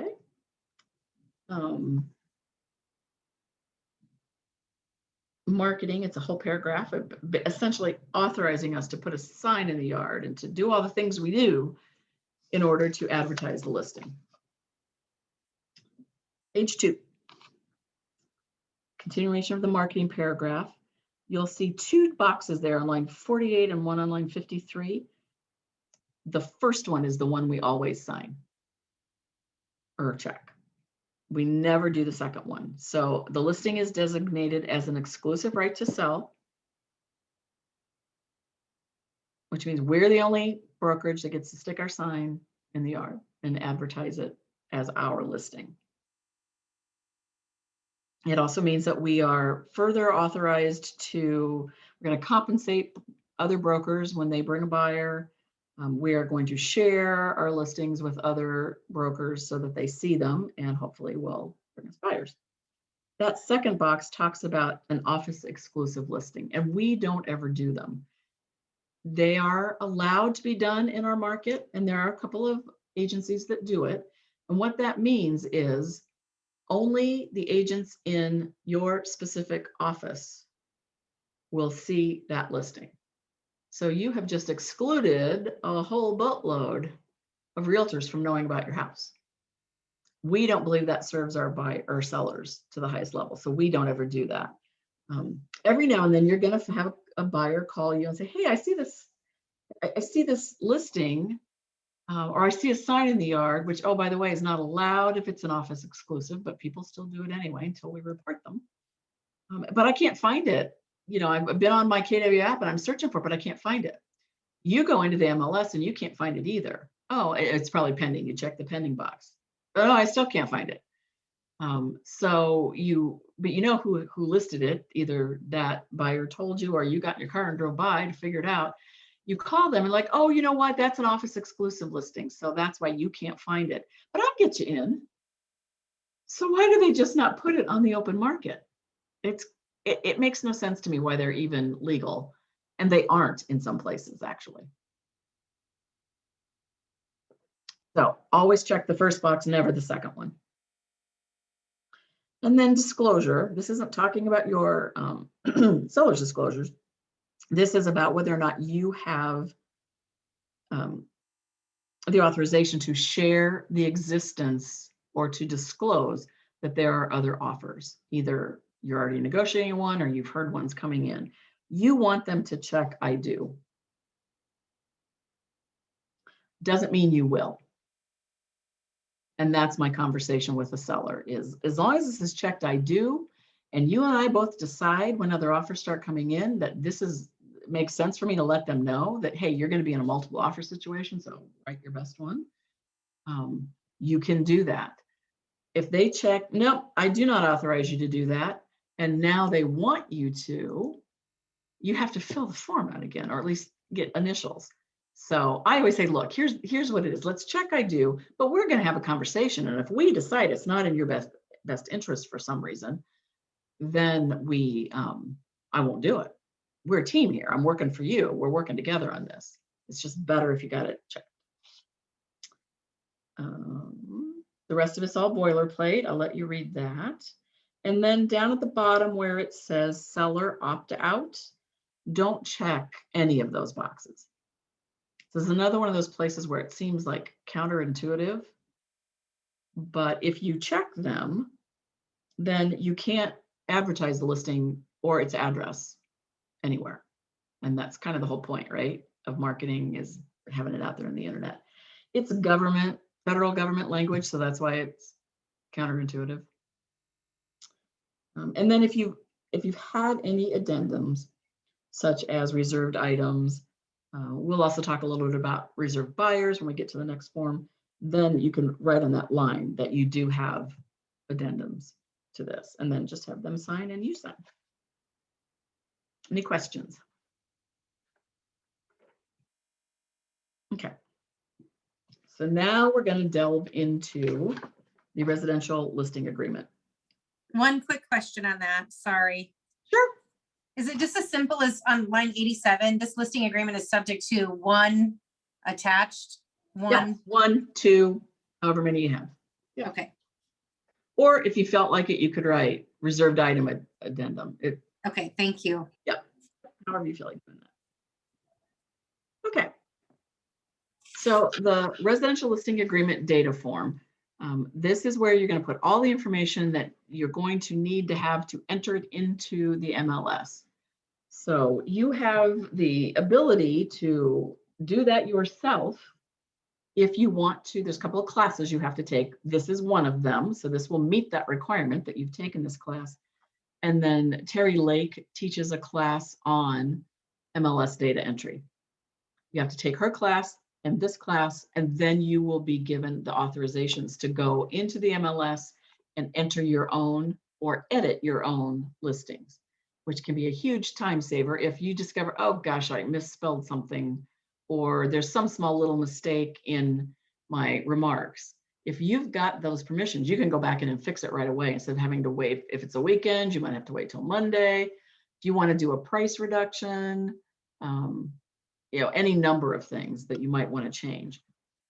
Just because you have permissions to do so doesn't mean you have to. So you still can go through the regular channel of submitting your listing paperwork through .loop, and staff will then enter it for you. I've heard that a rumor that we may be moving towards everybody entering their own eventually, so that you've got more control and you don't have to wait. But at this point in time, it is still a possibility to have the staff do it for you. Okay. So as we walk through this form, I'm going to try to remember to tell you everything that is required. And so and some things that are just simply recommended but aren't required, but I will be sure to tell you the things that are required, because your listing will not be able to be, it'll be as incomplete and not be able to go live if you're missing some of the required things. Okay, pretty basic. A lot of this stuff you're going to find, especially when we get to the second page, or some on this page, you'll find from the assessor's page. And we're going to do a little screen share in a bit and kind of look around the assessor's page a little bit to get you familiar with that. What I want to caution you against is don't ever just go by an old listing of the same house and replicate the information, because you don't know if it's still correct.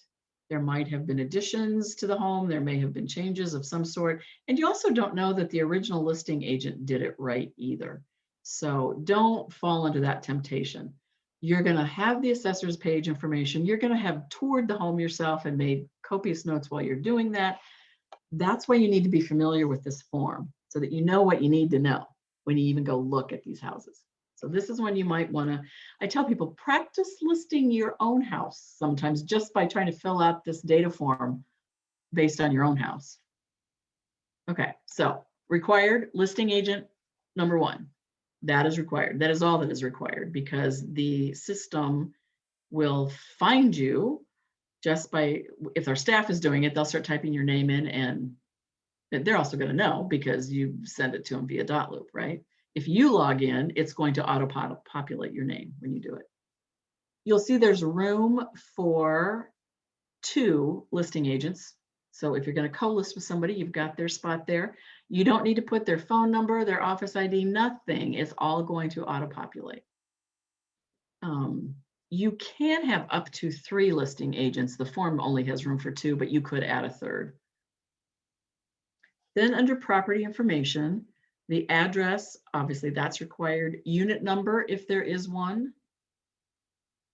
County, city, zip code, all of that's required. You don't have to put the +4 digits in the zip code, because I think it auto-populates that for you. Then it's going to ask for the parcel number. And there's a district parcel and a geo parcel, and you want the district parcel. And you'll find that on the assessor's page. So from the address, the MLS area should pre-populate, but it doesn't always. So you kind of want to double check that. Within the city of Des Moines, there are there's southwest, northwest, southeast, southwest, downtown, and just plain west, I think. There is a map on the DMAR homepage that you can find that shows you what all those dividing lines are, in case you want to double check that. Also make sure that your house is really has populated into the section that it's in. I've run across it all the time where it's not in the right section. And that's a little hard if somebody's searching by that rather than by doing a map search. They're not going to find your house. Zoning is required and school district is required. Always go to the assessor's page for both of those. Don't assume that because you're listing a house in Urbandale that those kids go to the Urbandale School District, because you can live in Urbandale and go to Waukee, Urbandale, or West Des Moines. The property subtype, you have to pick one. You've got 3 choices: residential, acreage, or condo townhome. If you're listing a multifamily home, there's a whole nother listing form for that we don't teach in this class. It's very basic. If you wind up listing one of those and you need help with it, you just reach out to me. I'll help you. So you have to decide, is this residential? Is it acreage? Which is which? And guess what? There's no rule. So there's no minimum amount or maximum amount of land that dictates one or the other. So what you really need to do is think about who is the end buyer? Who would you think would be the end buyer for this type of property? You could have a house that sits on 3 acres within city limits and has covenants in that neighborhood and restrictions about fencing and what colors you can paint your house, and you can't have cows or chickens or horses. Even though it's on 3 acres, that is not an acreage. That's a single family home. You could have a house out in the country that sits on an acre or just under an acre, but you can have cows and horses and chickens. It's, no covenants, there's nothing. You're on a gravel road. Might list that as an acreage, even if it's not a full acre of land, because it's an acreage buyer that it's going to appeal to. So you kind of get the gist of what the difference is. You can only have one property subtype, but you're not married to it once you choose it. So go ahead and list it where you think it should be. And then if you're not getting the kind of traffic that you think you are, you're not getting showings, you're not getting any calls, there's a place on Matrix that you can go in and look to see how many times that listing has been shared by other agents, how many times other agents' clients have favorited it or trash canned it. So if you're not getting the kind of activity you thought you would, you may have chosen the wrong thing. So you can switch it. And then again, watch your activity. It's still, the days on the market won't change. It keeps going. So keep a close eye on it. And you might even decide, ooh, I might have been better off where I was. You can move it back. There's nothing that stops you to do that. You just can only pick one to start with. And then real briefly, we want to talk about condo / townhome. Most of us know the lifestyle difference between a condo and a townhouse. Condos tend to be apartment style, like they're stacked on top of each other, right? Sometimes a high rise, sometimes not. And townhomes tend to be side by side by side. And so that's the lifestyle version of condo townhouse. However, there is also a legal difference. A townhouse can be a legal condominium, which confuses everybody. And we've had I serve on the MLS committee for DMAR, and we've had this huge, long conversation that's gone on, and nobody can agree about, should we be only addressing lifestyle, or should we be addressing the legal description of condominium? And nobody can agree. We have sellers out there that get, like, their townhouse shows up as a condo on Zillow and on realtor.com, and they're honked off. It's a townhouse, it's not a condo. But the way our MLS is classifying it, that's the only way it could go right now. So stay tuned. That story will be continued. I am not giving up that fight. It will wind up changing this form, because we may wind up having to do 2 separate things. Like, it's for a property subtype, how you live, it's a condo a condo or a townhome.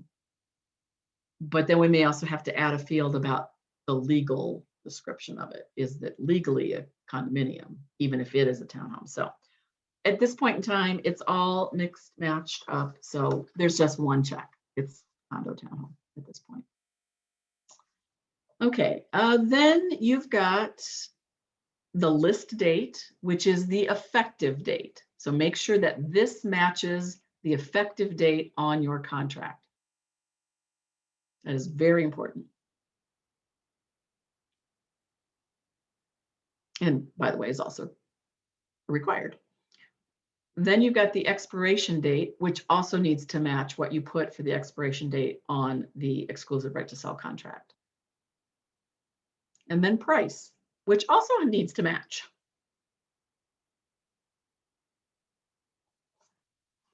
Okay. Terms available. So these are the various types of financing. Assumption is when someone actually assumes the owner's current mortgage.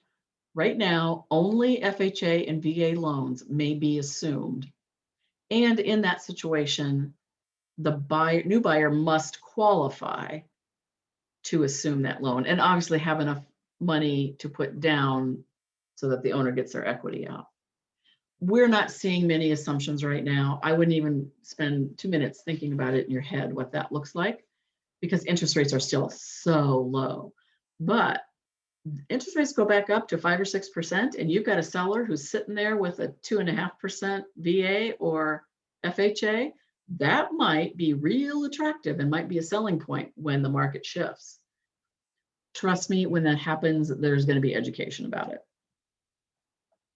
So you've got assumption, you've got cash. Contract sale, you're only going to check that if indeed the seller is willing to, in essence, finance the property for the buyer himself. He'll be the bank. If he's got a mortgage on the property, he may not be allowed to. A lot of, especially conventional mortgages, have what's called a due on sale clause. So if he sells it, he has to pay it off. He can't collect money on it. So if you've got a seller that says, hey, I'm willing to do a contract sale, make sure they check with their lender that they can. And then you've got conventional. Everybody's usually fine with a conventional. FHA, government-backed mortgage, a little more strict for property standards than things we've talked about so far in the condition of the property. NFC stands for Neighborhood Finance Corporation. So if the home you're listing falls into one of those Neighborhood Finance Corporation neighborhoods, and you can always go check on the website, they've got a map. Then you can also check the NFC box. I don't know why we have both assumption and qualified assumption, so never mind, don't worry about it.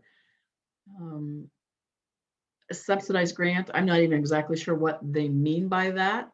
I think that goes back to, several years ago, Wells Fargo did one of those like $7,500 first-time home buyer grants. It was part of their Community Reinvestment Act thing, and trying to get themselves some goodwill after they'd had all that nonsense going on. And then USDA, that's also, you hear that called rural development. That's homes that are out in smaller towns in the rural areas. Again, you can go on the USDA website and find out if this home, you can search by address, see if it qualifies for USDA financing. And if it is, you want to make sure, and the home is in good condition, because again, it's like FHA and VA, it's going to take some, it has to have a certain amount of quality to it. There's real strict property standards. And later on, I've got a handout for you that kind of outlines what some of those things are. But if it qualifies for USDA and it's in good shape, definitely check that, because that's 100% down program. So that's going to help. In fact, I've got some buyers right now that are starting to look further out into smaller towns to see if they can't find something a little more affordable. And then VA, obviously the owner, if the owner is willing to accept a VA loan, again, we're looking at property condition standards that are very similar to FHA and the USDA. And that's really the only difference. It used to be that the seller had to pay the VA funding fee for a buyer.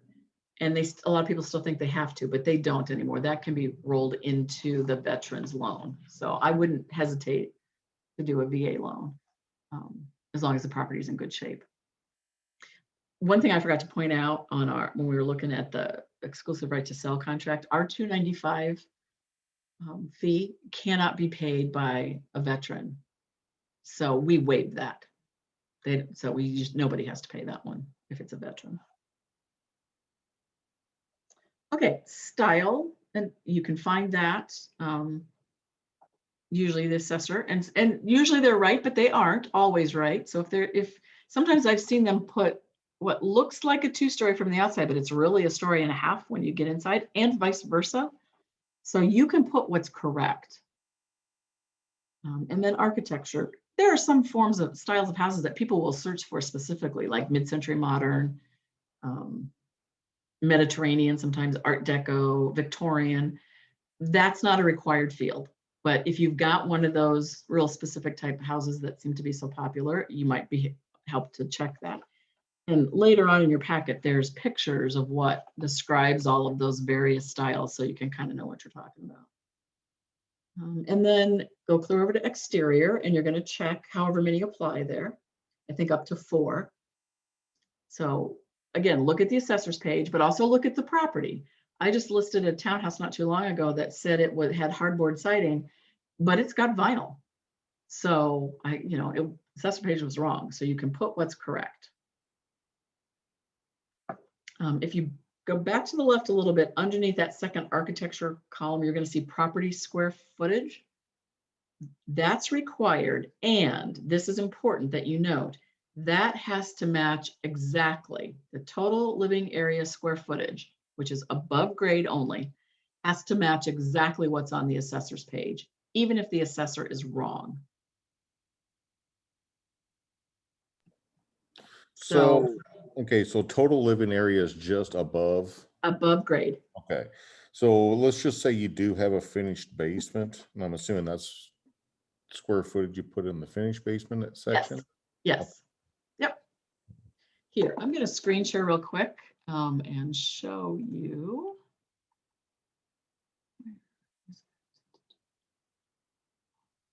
Holy cow, where'd it go? There it is.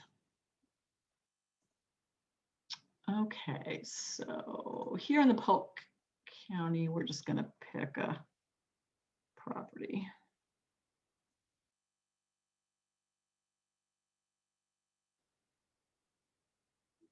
Okay, can you see that? Did that pop up? Okay, so a couple things. While we're here, I'm just going to show you a couple things on the Polk County page. Here's where you're going to find the school. Here's where you're going to find your district parcel, which copy and paste. Here is where you will find your title holders. So you would put both of those names on your listing. Here's where you'll find zoning. Here's where you're going to find the land, square footage, acres, and it also shows you the frontage and the depth. And there's a place for all of those. And it shows you the shape.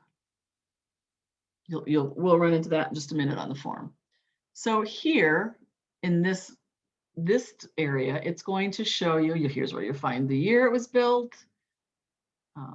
It's the two-story, it's a two-story residence. It's going to show you right here, total square foot living area, 1792. And then it breaks it up for you. And so that shows you that it's 896 on the main floor and 896 on the second floor. And then here's the basement area. And if this home had a finished basement, then you would also find that square footage in there. Okay, so that's Polk County. Quickly, I'm going to show you Dallas County because they don't look the same. Legal description here. Here's your parcel number. There's only one parcel number with Dallas County, and that's the one you use. You're going to find your school district down here. And then it goes through, like you can go down here and find that here's the year it was built. See, this is the one I was telling you about. It says hardboard, but it's vinyl. Your total gross living area. And then down here, it shows, here's your basement area and your basement finished area. So it's 1528 and then 1200 of that is finished. So that's where you're going to find all of that on here. But, so just out of curiosity, so let's just say it was a 3-bedroom house. And you finish a basement, you put another bedroom in there, bathroom. I mean, can you list it as a 4-bedroom or is it still considered a 3-bedroom? You can list it as a 4-bedroom as long as it has an egress window. Okay. Yep. Okay. Yep, you can. And you may have finished it, or the seller may have finished it but the assessor doesn't know that they did, that's okay. You can still call it a 4-bedroom, even if the assessor only says it's a 3-bedroom. You can put basement finish in the listing, even though it shows none. However, you want to, I don't want you taking a tape measure in there and figuring out what the basement finish is if it doesn't show it on the assessor's page. I want you to ask the seller, how much finish do you think there is? And then in your listing, you want it to state basement finish per the seller. That's going to protect you. Here it's going to show you the, acres and square footage, but this is the other thing I want to show you. A lot of people miss this, and this is only in Dallas County. See here where it says property report card? Click on that. And this gives you a whole nother view of information about the house, some of which wasn't on that first page. This is showing you there's a full bathroom. There's one with just a shower stall. There's one with a half bathroom. Does it have a double vanity? I mean, this gives you a boatload of information. You're going to find out what here's the foundation and what the exterior walls are in here. Shows you what appliances it had at least the last time that the assessor was in there. And it shows you, kind of gives you values for some of the various components of the house before it comes up with its assessed value. So you always want to make sure you click on that property report card, which again, it's found right here under the summary. Okay. You just get a whole boatload of different information from Polk County. All right, so now we are down to see where it says FSBOA, about middle of the page on the left-hand side. So if we won't ever be doing those, but I want you to understand what that means because you might see it on a listing that you're looking at. That stands for sale by owner also. There are a handful of firms out there that allow their seller to put a for sale by owner sign in the yard, and they get paid $500 or $1,000 to put it on the MLS. And they also put one of their for sale signs in the front yard. So imagine this, you drive up to this house with your buyers and hop out of your car and they see the for sale by owner sign also. That's why you want to make sure you have exclusive buyer agency signed. Yet another reason to do those. So if that seller attracted their own buyer, they wouldn't owe any commission. That company got their money just for putting it on the MLS. But if you bring a buyer, it states on that listing what you'll get paid. Okay. Moving to the right, if there's an auction, which most of you are not going to be doing an auction. If you have something that you think should be sold via auction, we have an agent in our office. His name is Dan Wilson, and he is also an auctioneer, and he is the auction expert. So if you think you got something that might serve your seller better by being sold at auction, contact Dan and get a referral fee, but let him handle it. Lot details. So like I said, the dimension, the square footage, and the total acres, and you'll find that on the assessor's page. Builder name. Builder is not a requirement, but if you're listing something where it's fairly new maybe, and the builder has a really good reputation in town, you would want to put the builder name. If it's older, the builder name is probably irrelevant, or there's some builders that you would never want to advertise that was who built it. When I first got in and I'm not naming names right now, you'll figure it out. But when I first got in the business, at that time, Jerry's Homes had a horrible reputation. They had built a bunch of homes in the 80s with what wound up to be inferior products that there were even class action suits. But if you were in the early 2000s, if you were buying a home that was built by Jerry's in the 80s or the 90s, and the windows and the siding hadn't been replaced, you knew you were going to wind up having to do it. Now, Jerry's is a completely different company today. The generation that's running it now, they've really turned it around, and they built a fabulous product. And they're great to work with. So I'm using Jerry's only as an example of way back in the day, not so good. And I never would have put, I mean, I had buyers that said, don't show me anything built by Jerry's.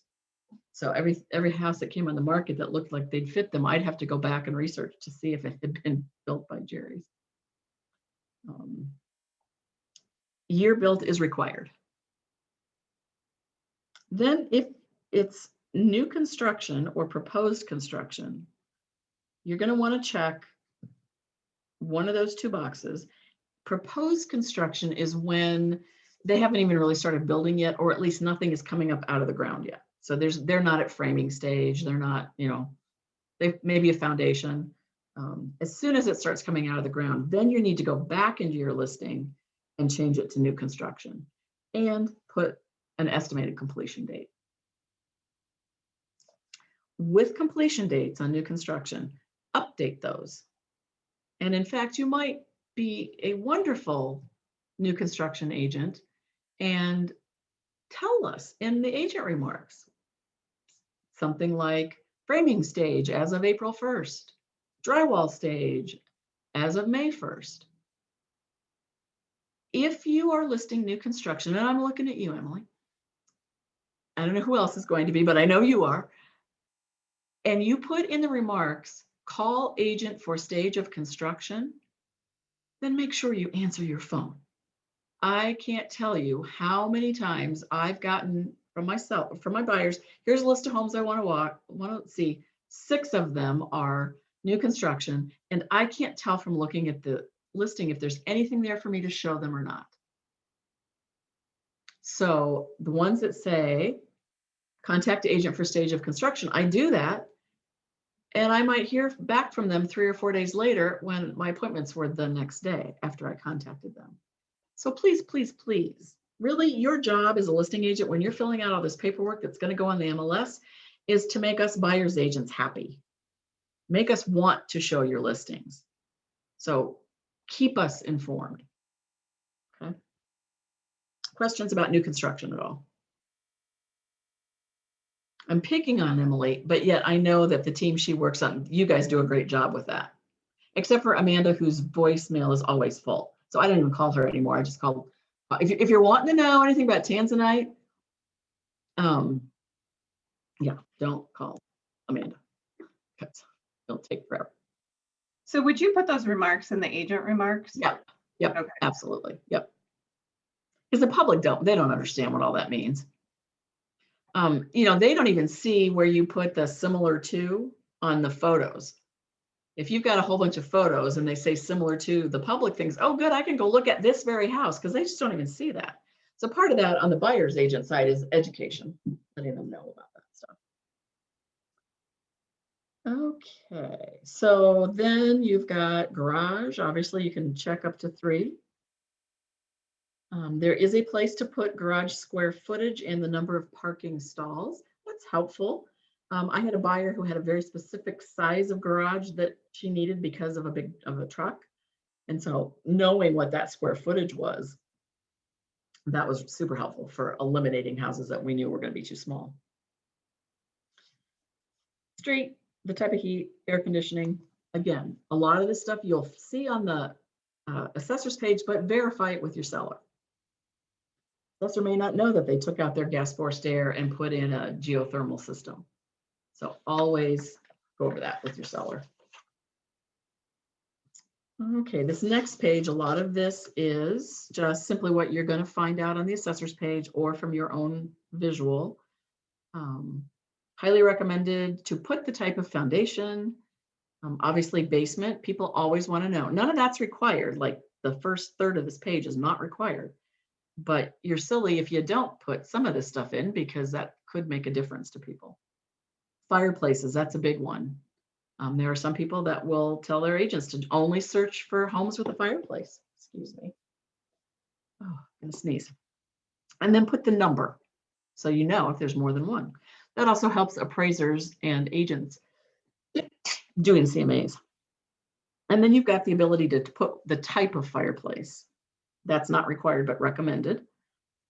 Let's talk about trim for a minute. Not required. However,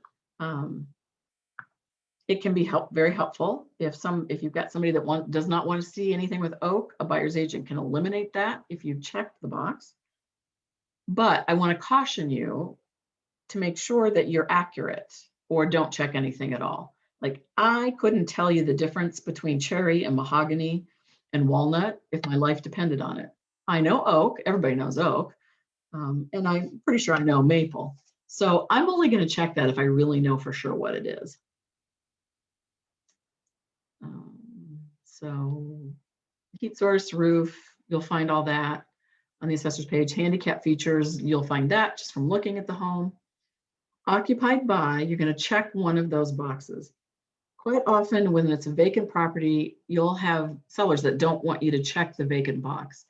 Assure them that only agents see this. That does not get spread out to any of the public portals. And it's really nice for a buyer's agent to know if a house is vacant. You may be going to show 5 or 6 houses in a day, and you've got, a whole list of them. You've gone into showing time, created your cart, created your route, and you walk into the first house and the buyer goes, yeah, this isn't it. And you're done in 5 minutes and you've allowed 20 or 30. So knowing when something is vacant, you've got a little more leeway in your time frame there. Still always a good idea just to shoot the listing agent a text and say, hey, my showings are going quicker, or something's already sold. Planning on going ahead of my scheduled showing time. Just let them know. They'll hopefully text you back if that's a problem, but that's professional courtesy, okay? That might keep you from being complained about on Central Iowa Real Estate Knowledge Facebook page. Keys, that is required. Where are they? Are they at the listing firm? Please no. But sometimes they are. You're showing stuff in Madrid. There's a firm up there that still doesn't use lock boxes, so you have to go drive to the office and pick up the keys. If you check that the keys are in the lockbox, you must have one of the blue, electronic DMR lock boxes on the property. That doesn't mean you can't also have a contractor lockbox. But if you check that you have a lockbox, there must be a key or the code to the contractor lockbox inside the blue lockbox. Okay. Some areas you may list in kind of overlap with various boards, associations, and you might need to have both the DMAR box and a contractor lockbox so that you can help people figure out how to get in. Because you may have agents from another board that, even though they use the same Supra lockbox stuff that we do, they're different boards, and so their key won't open our lockboxes and vice versa. And sometimes you will have none. I sold a house a couple summers ago that those people had never had keys to the house the whole time they lived there. Small town, nobody locks their doors. And so the showing instructions, when I came back as, go right on in, doors will be unlocked, don't lock anything. They could lock them from the inside, but they had no keys for it. And then under how to show, this is required. The best thing that you could check would be use showing time. That will make your life easier, and it will make your buyers' lives easier. And then where it says sellers request showings to identified buyers only, always check that. That's a safety precaution. It gives you the ability to say when somebody calls you that you have no idea who they are, and they say, I want to go see this house right now. And we are also wanting to help and wanting to show, but you should never do it until you have the chance to look their number up and forewarn. If they say that they're pre-approved, but they don't have a letter, ask them with who and check with that lender. Try to figure out if they really are who they say they are. And if you can't, you've got the perfect out, because your listing says, I'm sorry, but the sellers are requesting that I show their home only to identified buyers. So unless you've got a pre-approval letter or you're willing to come into the office and let me take a copy of your photo ID, I can't show you the house.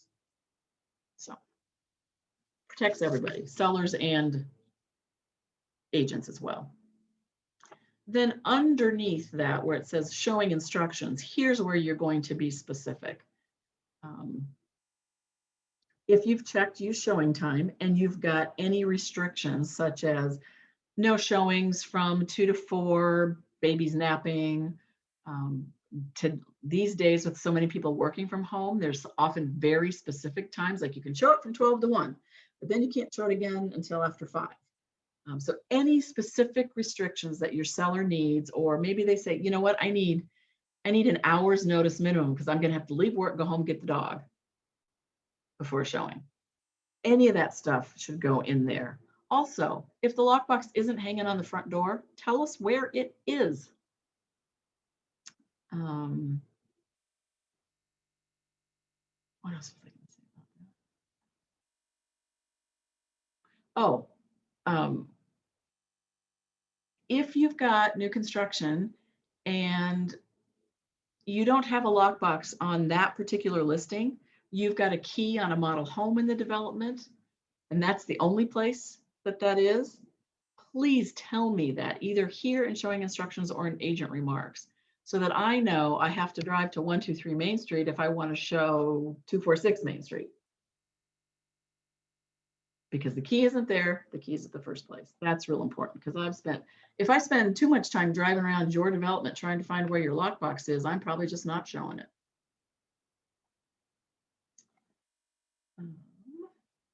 Okay, interior features and exterior features are not required, but obviously always helpful to include. At the bottom of the page, it's talking about inspections. So that's not required. Some people will use it if you want them to just follow the showing instructions. If you just want the inspector or the termite people to follow the showing instructions, then check showing instructions. But let's say maybe you don't have that on there. You want them just to call the listing agent, or maybe even to call the seller to arrange to get in for termite inspection, or appraisers even will look at that. But again, that's not required. Included items, obviously you want to confer with your seller and check how many of those things on that list are staying. And you see that there is a checkbox for C remarks. So if you've got something that normally wouldn't stay, that is staying, things like that, go ahead and check C remarks and then put something in your remarks. I can't tell you how many times I see a listing where they, under included items, that C remarks is checked and there's no remarks. So that's funny. Here where they're talking about pool, that is a single family home, private pool. And then fence, it's not required, but boy, I think it's pretty handy to be able to, you should put that in, because anybody who has a dog and tells you I need a house that's got a fence, it's got to have a fenced yard, they're going to put that in their search. And if you have one and you haven't checked it, your house is not going to show up in their search. So do fence. Okay, page 3. Now we're getting into HOAs. So if you got a condo, townhome, or single family home that's in a homeowners association, you must check that box, and it is a required field to check yes or no. So if it is, you check yes, and if it is yes, then you're going to put the name of the homeowners association, what the dues are, the name of the management company that manages the association, and a contact phone number for that management company. Is there a specific place to find all this information? I struggle with this part. Nope. I wish there was. Your sellers ought to know who they make their check out to, right? Sellers should have that information, but no. What I usually wind up doing is posting on Central Iowa or on our Facebook, if I can't find it, who knows? I look at old listings to see, and then call and verify that that's still the company. But if I can't find anything, then I'll just post out there and say, who knows who the management company is for this development? I wish there was a centralized location. I wonder if something we should probably ask maybe the TCs at Red Settlement. They may have a list of all that stuff because they have to deal with them so often. So that might be something to add, to ask them. So now you're going to work your way across the top of the page. Again, none of this is required, but you're going to check what amenities they have. Pet restrictions is really important. The two questions you're going to get most often about a condo or townhome association is, what are the pet restrictions and can you rent it? And then you've also got included services. What's included in your dues? So some places cable TV is included in the dues, so you would check that. Check all that apply. With your pet restrictions, you're going to check those boxes, but then put the specifics into your agent remarks. If there's breed restrictions and weight restrictions, which is usually the two things that most people want to know about for pets, put that in your agent remarks. It'll save you from getting a million phone calls. Well, 500,000, because the other 500,000 agents won't read your agent remarks, but some will. And then under rental restrictions, you've got a box with a lot of room there, because some of them are very, if it's no, it's no. But some of them are like, the owner has to live there, or the new buyer has to live there for a year before they can rent it out. And then sometimes they can rent it out, but has to be a year-long lease that has to be approved by the HOA. So there's all kinds of variants on what the rental restrictions are. So once you find out who the management company is, I highly suggest you reach out to them and get all those answers up front, because your seller probably doesn't know. Also a great time to ask them, are there any upcoming assessments we need to know about? Try to find that information out as well. The other thing with HOAs that we have been running into lately is, if it's a finance transaction, typically they have to provide a document that shows the deed that the dues are paid in full. The lender's going to require that. It's an HOA affidavit. It used to be that they'd charge 25 or $30 to fill one of those out. Sometimes now it is a hefty charge. I saw one that was like $350. Somebody told me that they saw one that was $450 for filling out a piece of paper. So and your sellers aren't going to know that. In fact, sometimes even the board members don't know that this association that they've hired, or this management company that the association has hired, is charging these fees. And some of them say it's a buyer expense. Most of us think of that as a seller expense. So you might just always want to try to find out what that fee is and who they typically charge it to, so that you can make sure you're writing your purchase agreement the way you want it to be done, or responding to the purchase agreement. Okay, this next middle section of this page shows you where everything is. So you're going to put the number of bedrooms on what and which level they're on, and then a total number. And then bathrooms, you've got full, 3/4, and a half bath. So a full bath has a tub, could have a tub shower combo. A 3/4 has only a shower, and a half bath is just a stool and a sink. So again, you're going to put how many of each type of bathroom and what floor they're on, and then come up with a total. Now, if you are checking that you've got a half bath in your basement, please make sure that it really is a bathroom and not just like you often see in Beaverdale homes. There's a shower hanging on this wall over by the laundry that somebody hooked up because there's water there. And at some point, somebody else decided, oh, I'm going to add a toilet down here, and it's over in the other corner. They're not even anywhere near each other, let alone in a room. Please don't call that a half bath unless you explain it in detail, at least in your agent remarks. Those are typically something that would be called extra fixtures. It's not a bathroom. So as a buyer's agent, if I have clients that have told me, one bath is fine, but I really need 1.5 baths, it's okay if it's in the basement, and I take them to a house where that's the situation, toilet, shower, they may not be very happy with me, and then I therefore won't be very happy with you. So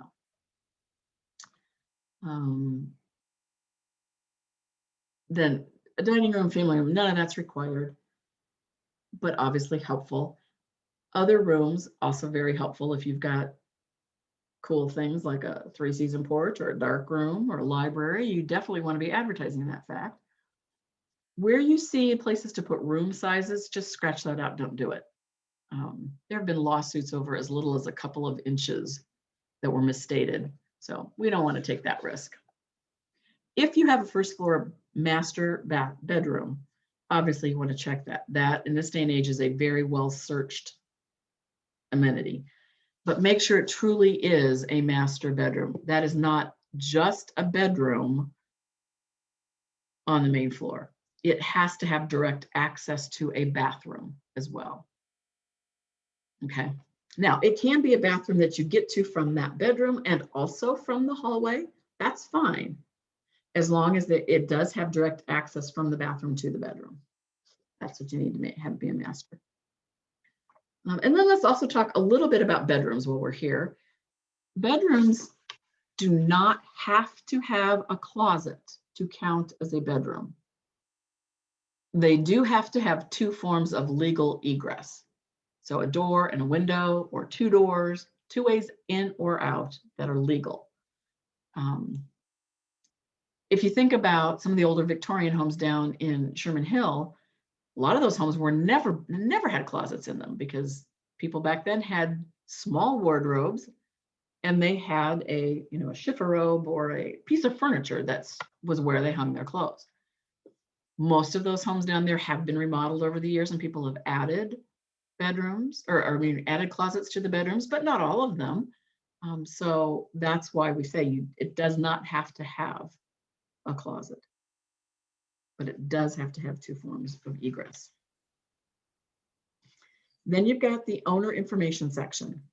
Can I ask you a question on that? Sure. I'm so sorry. It needs two forms of egress, like one out in the room and one out down the hall. That would work. So two escape places. Right. Yep. Thank you. Yeah, no problem. Okay, so the only thing in this owner information section you have to put is the owner's name. And again, go by what is found on the assessor's page, who has title. If it's a business entity, you put the business entity, but when you have them sign things, it would have to be signed, for example, let's say Joe Smith, partner of XYZ LLC. Something like that. And then it's got a place for taxes. So it talks about gross taxes and net taxes. Used to be super duper easy to go on the assessor's page and find gross and net taxes. But there was a new law that went into effect just, I think, a month ago, where the assessor can no longer show what credits people have. The law was designed so that somebody who's got, for example, a veteran that has 100% disability, they don't pay any taxes in the state of Iowa. And it used to list that out, 100% disabled, 75% disabled.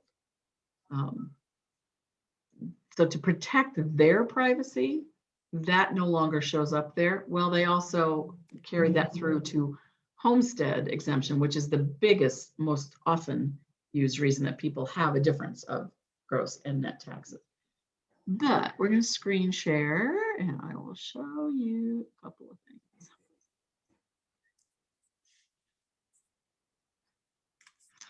Okay, so now I have to remember too, it's so new.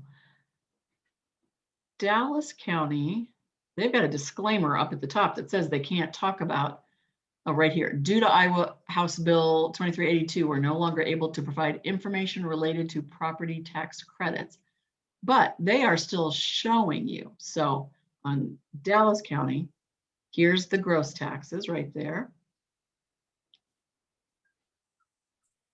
Oh, and this isn't a great example because these people never applied for their homestead, but they do show you. They just don't tell you what the credits are. Okay. On Polk County, we used to always go to follow this link here to the treasurer's page, which you still want to use that to go make sure that your people are paying their taxes. But to get your gross and your net, you're going to go to estimate your taxes. And you're going to go to select year. You're going to go like, so currently we are still in paying 2019 taxes. But if you want to see what they're going to be, and then click the estimate taxes button.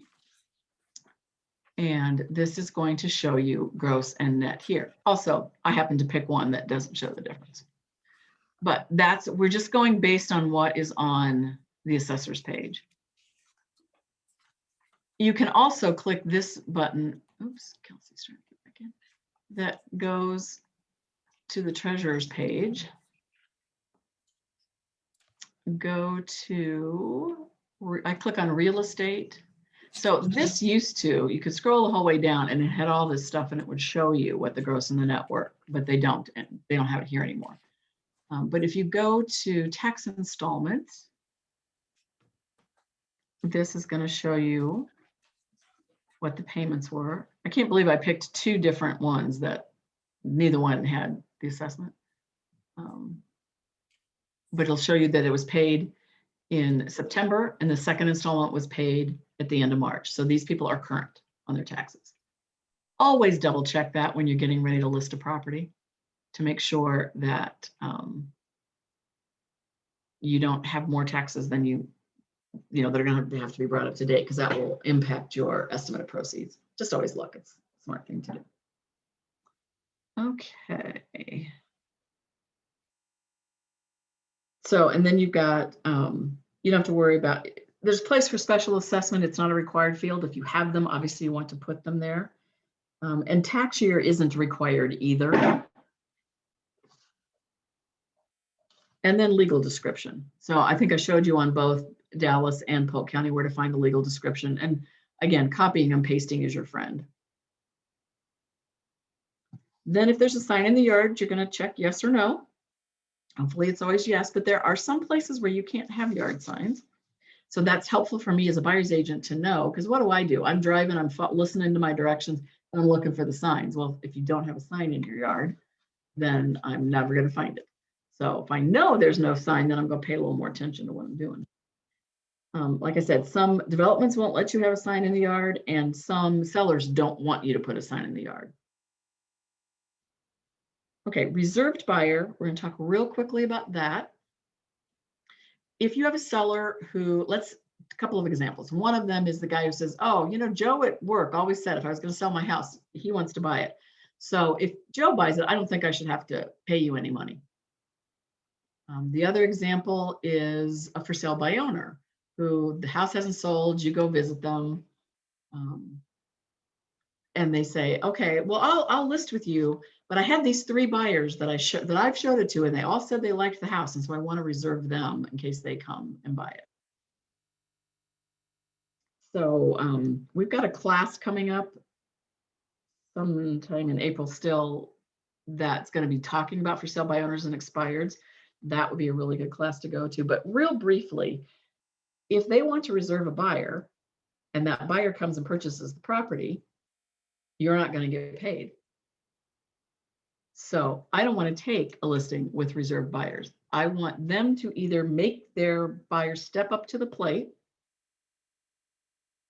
or we'll wait, So like, okay, Mr. Seller, you call Joe at work, tell him you're listing in a week. And if he buys it now, this will be the price. But if he waits a week, it's going to be this price. See if Joe's really ready to buy. People say a lot of things they don't mean. With the for sale by owners, the conversation I usually have goes something like, okay, so you showed this buyer your house, you walked them through everything, you told them all the things you've done to it and why you've loved it and how great it is. And you're having this conversation with them, and you get back to the front door and they're putting their shoes on, and you say, so what do you think? Are you interested? And they say, we really like your house. We're going to go talk to our lender. And that was 2.5 weeks ago, and you've never heard back from them. Do you know that a lender could kick out a pre-approval letter in about 4 hours? So if you think that they're still talking to their lender to see if they can afford your house, I'm guessing you're not correct. And either they can't afford your house, Or they just told you they liked your house and they were going to go talk to your lender because they didn't want to stand and talk to you and tell you that they don't like your house. So if you want to reserve them, why don't you call them and say, I'm listing my house in a week. And I want you to make those calls, and we're going to decide if you're reserving anybody or not before I pay for photography and all those things we talked about earlier, unless you're willing to pay for that stuff up front yourself, and then I'll reimburse you if I sell it, or you're willing to pay me after the fact. That's just one script. John Prescott is teaching this class. Look it up on our Facebook page. You're going to want to go to that. I'm pretty sure it's free too. Okay, so that's what a reserve buyer is.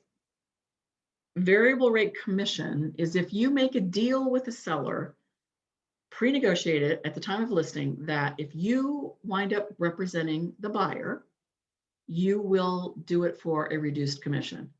So we're going to list it at 7, but if your specific, if I attract that buyer and you both agree to dual agency and I write the offer and I'm representing both of you, I'll do it for 6. That is what's called variable rate commission, and it has to be disclosed. You just have to check the yes. Nobody has to know what it is, but that does have to be checked yes. It is not variable rate commission if you list it and down the road you wind up in a multiple offer situation and you are representing one of the buyers and you say at that point, hey, I'll do it for less if you wind up choosing my buyer's deal. That's not variable rate. It's only if it's pre-negotiated up front. Okay. Seller disclosure should always be checked yes. Even if they're an exempt seller, we still want them to fill out that portion of the seller disclosure. And then if there are reserved items that you've gotten on that listing addendum and your sellers are going to put on their seller disclosure, check yes. Right underneath reserved items, this is a required field that says SC to SF, and that stands for the sales commission to the selling firm. So the selling firm is the buyer's firm. And that's how you'll know how much you're getting paid when you're a buyer's agent. So our policy is that we split commissions 50-50 with the co-op agent. So if it's a 7% listing, that's going to say 3.5%. Does that make sense? Gosh, you guys have all gone dark on me. I can't tell if anybody's actually listening. Okay. And then if they're offering a home warranty automatically, thank you, Angie. I like your smiling face. At the time, if they're putting a home warranty on the time of listing, or they're offering it up front for a buyer, then check the box of the warranty that you are offering. And if it's not on that list, check other, and then put in your remarks which warranty company you're using. And then this next section, VOW and IDX display, it's all super messed up and confusing and not in the right order. So I'm just going to tell you, VOW, IDX, so 1, 2, and 3, and then the one at the bottom, those are all yes. If those were checked no, you couldn't put anything on the internet. And then allow third-party comments and display estimated market value. I always check no on those. That's supposed to keep Zillow from publishing a Zestimate on listed properties. I don't know that that works anymore, but I still feel better when I check that box. So, okay, then the last page of this form, the top portion that says energy efficiency features, those are specific things that your sellers would have certificates about. If their home was Energy Star qualified, there's this whole testing process, primarily done with new construction. They all have different expiration dates. So even if it was an Energy Star certified home at the time they purchased it, it might not be now. But if they want you to list it as such, they have to provide you that documentation and you have to upload it to your listing. Now, solar energy and geothermal, You know, that's not a certification. It's just, yes, I've got this, these things. So you just would check those boxes. Okay. Then there's a place for directions. Note that it says see MapQuest or see map is not acceptable. Neither is Ask Siri, which I saw recently on a listing on the MLS. And I reported it. You'll note when you're on Matrix, at the bottom of the page, there's a little button that says report data errors. It's my favorite button. I use it all the time. I won't use it on any of you. I will call you first and tell you to fix it. But I love that button. You should too. We are a self-policing industry. So you want to write your directions in here. You want to pick a common intersection that everybody would know where it is, or some sort of a landmark. And you want to start from there and give north, south, east, and west turn-by-turn directions. Because you don't know how I got to that starting point. So yes, I know most of us use our GPSs or our phones, but occasionally you're listing something that isn't mapping properly. And what happens if my phone dies before I get there? Oh yeah, I won't be able to open the lockbox, but I also can't follow my navigation either. So always, always, always write clear and concise directions. Then you've got a box for public remarks and agent remarks. And obviously the difference between the two is the public remarks is where you make this sound like the best house ever in the world without exaggerating or making misrepresentations, because that's against the code of ethics. And then agent remarks would be the things that agents need to know.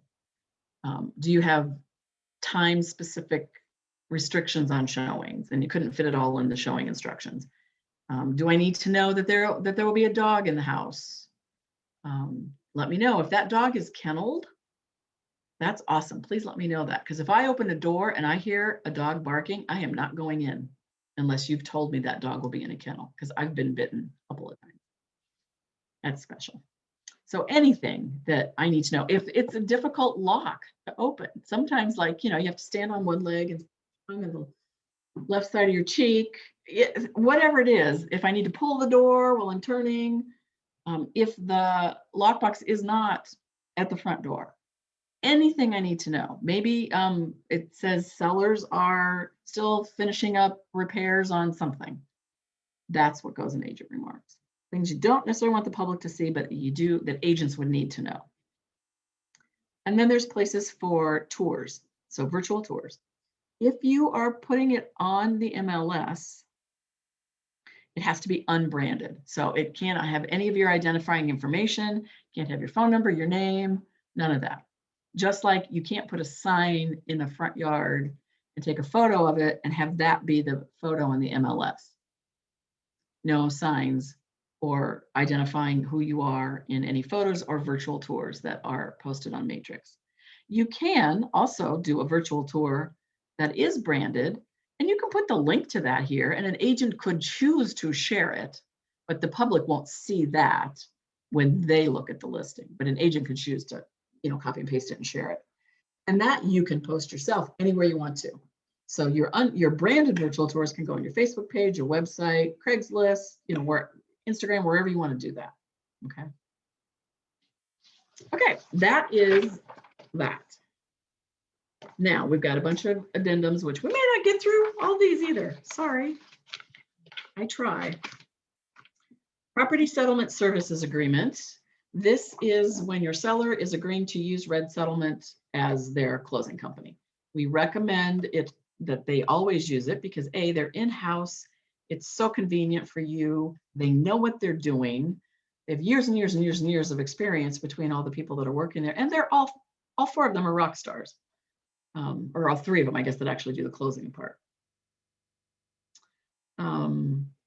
It talks about what it is that they do and what their fee is, which is $325. It asks you if if you currently anticipate that there'll be tax abatement or if the property's been constructed in the last 2 years. That's information that Red needs to know because there's some additional, so Tammy feels smarter. With some additional work that they may have to do and affidavits that might be necessary. So if they are agreeing to use Red Settlement, you'll have them check the yes box on line 25. If they don't want to use Red Settlement, and we can't force them to, they can choose to use whomever they want to. If they've got a relationship with another, real estate law firm or another settlement company, then just have them check no, that they decline. If they have checked yes and are using Red Settlement, then you have them check one of two boxes about their pest inspection. Either they go ahead and say, yep, Red uses Robinson Termite, also known as Premier Pest, and that's fine, check that box, go ahead and use them. Or if they have a specific company they would rather use, then check the second box and name who that what that is. Okay. Next is the affiliated business arrangement disclosure statement. Again, this is talking about Red Settlement, and it's just a disclosure required by federal law that we let buyers and sellers know that Red Settlement is owned by the same ownership group that owns Keller Williams, Greater Des Moines. That's all it's on, its only purpose. If they don't want, if they're not using Red Settlement, then have them check the box, little box at the bottom that says, please do not share our personal information, with golden circle closings. That's the legal entity for Red Settlement. If they are using Red Settlement, have them sign and date, but don't check that box. Okay. All right, the next one is the mortgage release authorization. This form, the most important thing I want you to write on this form so you remember this, is that it must be wet signed, cannot be electronically signed. You need to fill this out even if there isn't a mortgage, and the Social Security numbers are required. If your sellers do not wish to give you this document with their Social Security numbers on it, that is fine. They can call Red Settlement themselves and give it to them over the phone, or come into the office, fill it out, and hand it directly to Red Settlement if they're more comfortable with that. All you have to fill out really is that top part, the owner's name and all that good stuff. That can be typed in if you want to, and then have them fill out or get you their loan numbers, the type of loan it is, check the box if they've got automatic payment for their mortgage. It also has a place for a second mortgage, to give the same information. Amanda, did you have a question? Yeah, is there any kind of colored pen you have to use for a wet sign? Not really. I always like blue. The reason I stick to blue though is because my husband and I used to have a mortgage company, and everything there they required to be in blue, but no, you're fine, whatever. Thank you. Yep. So yeah, you fill out that section with all their loan information, and then put their names and their dates. If they don't have a mortgage, like I said, you still have to fill this out, and you could just write, at the top, no mortgage. The reason that we still fill it out is sometimes you wind up when they're doing the abstract updating and the title opinion, they will find that a mortgage had not been properly released. So it still looks like there's a mortgage hanging out there, and your sellers know they paid it off, but there's no proof of that. So with this signed by them, by your sellers, it gives Red Settlement the ability to go out and find those things and work on getting them cleared. So that's why we ask them just to go ahead and sign it right up front, because that stuff never comes till right close to the end of the transaction, and you could wind up delaying closing. Okay, abstract receipt. When you list the house, is the very best time to get the abstract from the sellers. If they have it in their possession, if they've got it in the house, get it from them. Then you will fill out the top part of the receipt. You won't know the buyer's name at that point, so you just put the seller's name and your name and phone and the property address, legal description, which is all in the front of the abstract. And then you're going to put on line 7, you'll put date out, so the date you're taking it from them, and your signature, and give that to them. That is their proof that you now have the hot potato. We don't have it anymore. We gave it to Bendy. She's got it. And then Bendy's going to scurry back to the office, and you're going to put it in the abstract drawer that's right next to where your mail files are. You'll get another one of these out. You'll fill everything out again, and you're going to put the date in. So I put it in the drawer on this particular date and sign that. When the abstract company picks it up, they will put the date they took it and the date out, and they'll sign it. Front desk will make a copy of this after everybody signed it. They'll keep a copy and they'll email you a copy for your file. So you always will know where that abstract is.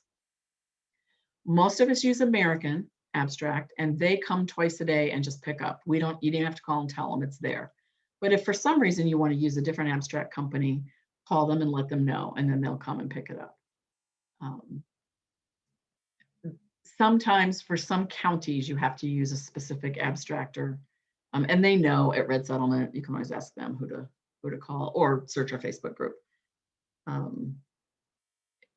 Abstracts are expensive to replace. It can cost anywhere from $800 to $1,500 to replace an abstract. That's why this is important. I did a listing appointment because I don't do them very often anymore, and I forgot to take one with me. I just wrote it out on a piece of paper. On this date, I accepted this abstract from these sellers, and then I signed it and gave that to them.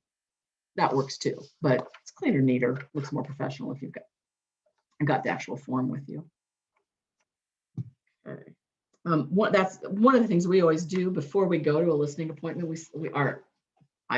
My assistant sends out a little email that says, here's the things that, in preparation for your listing appointment, here are some things that you should have ready for your agent. One would be the abstract, and the other would be, we always ask for copies of their key. So we've got one to put in the lockbox and an extra to keep for those agents that stick them in their pocket and walk away. Because I've done that too. Okay, I've given you an amendment and an addendum to the listing agreement, just like the purchase agreement, same purposes, just so you see that they actually exist. Here's the architectural style little thing that it's also, I think I posted it in the file section on Facebook just to help you understand the differences. I have given you in here a copy of a fair housing word and phrase list to help you when you are writing your remarks. It gives you a list of the words that are unacceptable, the words that you can use with caution, and the words that are acceptable. We'll talk about fair housing a little bit more in the broker Q&A class that I teach. I think that's 2 weeks from today. But here's the simple, down and dirty, easy. If you do this, you won't ever be in trouble with how you're advertising your properties. Talk about the features and the benefits of the house and the property, and not who might use them, and you'll be fine. So if the house has a large backyard that's fenced in, don't say large fenced in backyard for the kids. Just say large fenced in backyard. Let the buyer who is reading your remarks think about how they're going to use that benefit, and that will keep you out of fair housing trouble. One of the things that will keep you out of fair housing trouble. And then lastly, you should have this Halo Capital sheet. This was prepared for us by David Baker, he used to be an active agent in our office. He's still in our Facebook group because he's also in our referral company, and he owns Halo Capital. So he has given us this as kind of a guide for what is it that the FHA, VA, and USDA appraisers are looking for in property condition. So this comes in really handy when you're listing a property. You can help point these things out to your seller as you're deciding, should we accept FHA or VA offers? You also can use it with your buyers, because just because it's checked that they'll accept FHA or VA doesn't mean that that agent is that well educated and knows what property condition requirements are. What I have done on numerous occasions after I've looked at a house and I've got a buyer that's interested, but I've seen things off of this sheet that scare me, I'll call them and say, hey, have you really talked to your seller about taking an FHA offer, and are they prepared to do the repairs that might be required by an FHA appraiser? A lot of them will say, yep, had that conversation, and they're prepared. Sometimes like, well, I don't know, why, what are you seeing? What are you worried about? Well, there's a couple broken window panes, there's peeling exterior paint. missing handrail someplace that, I know they're going to ask for.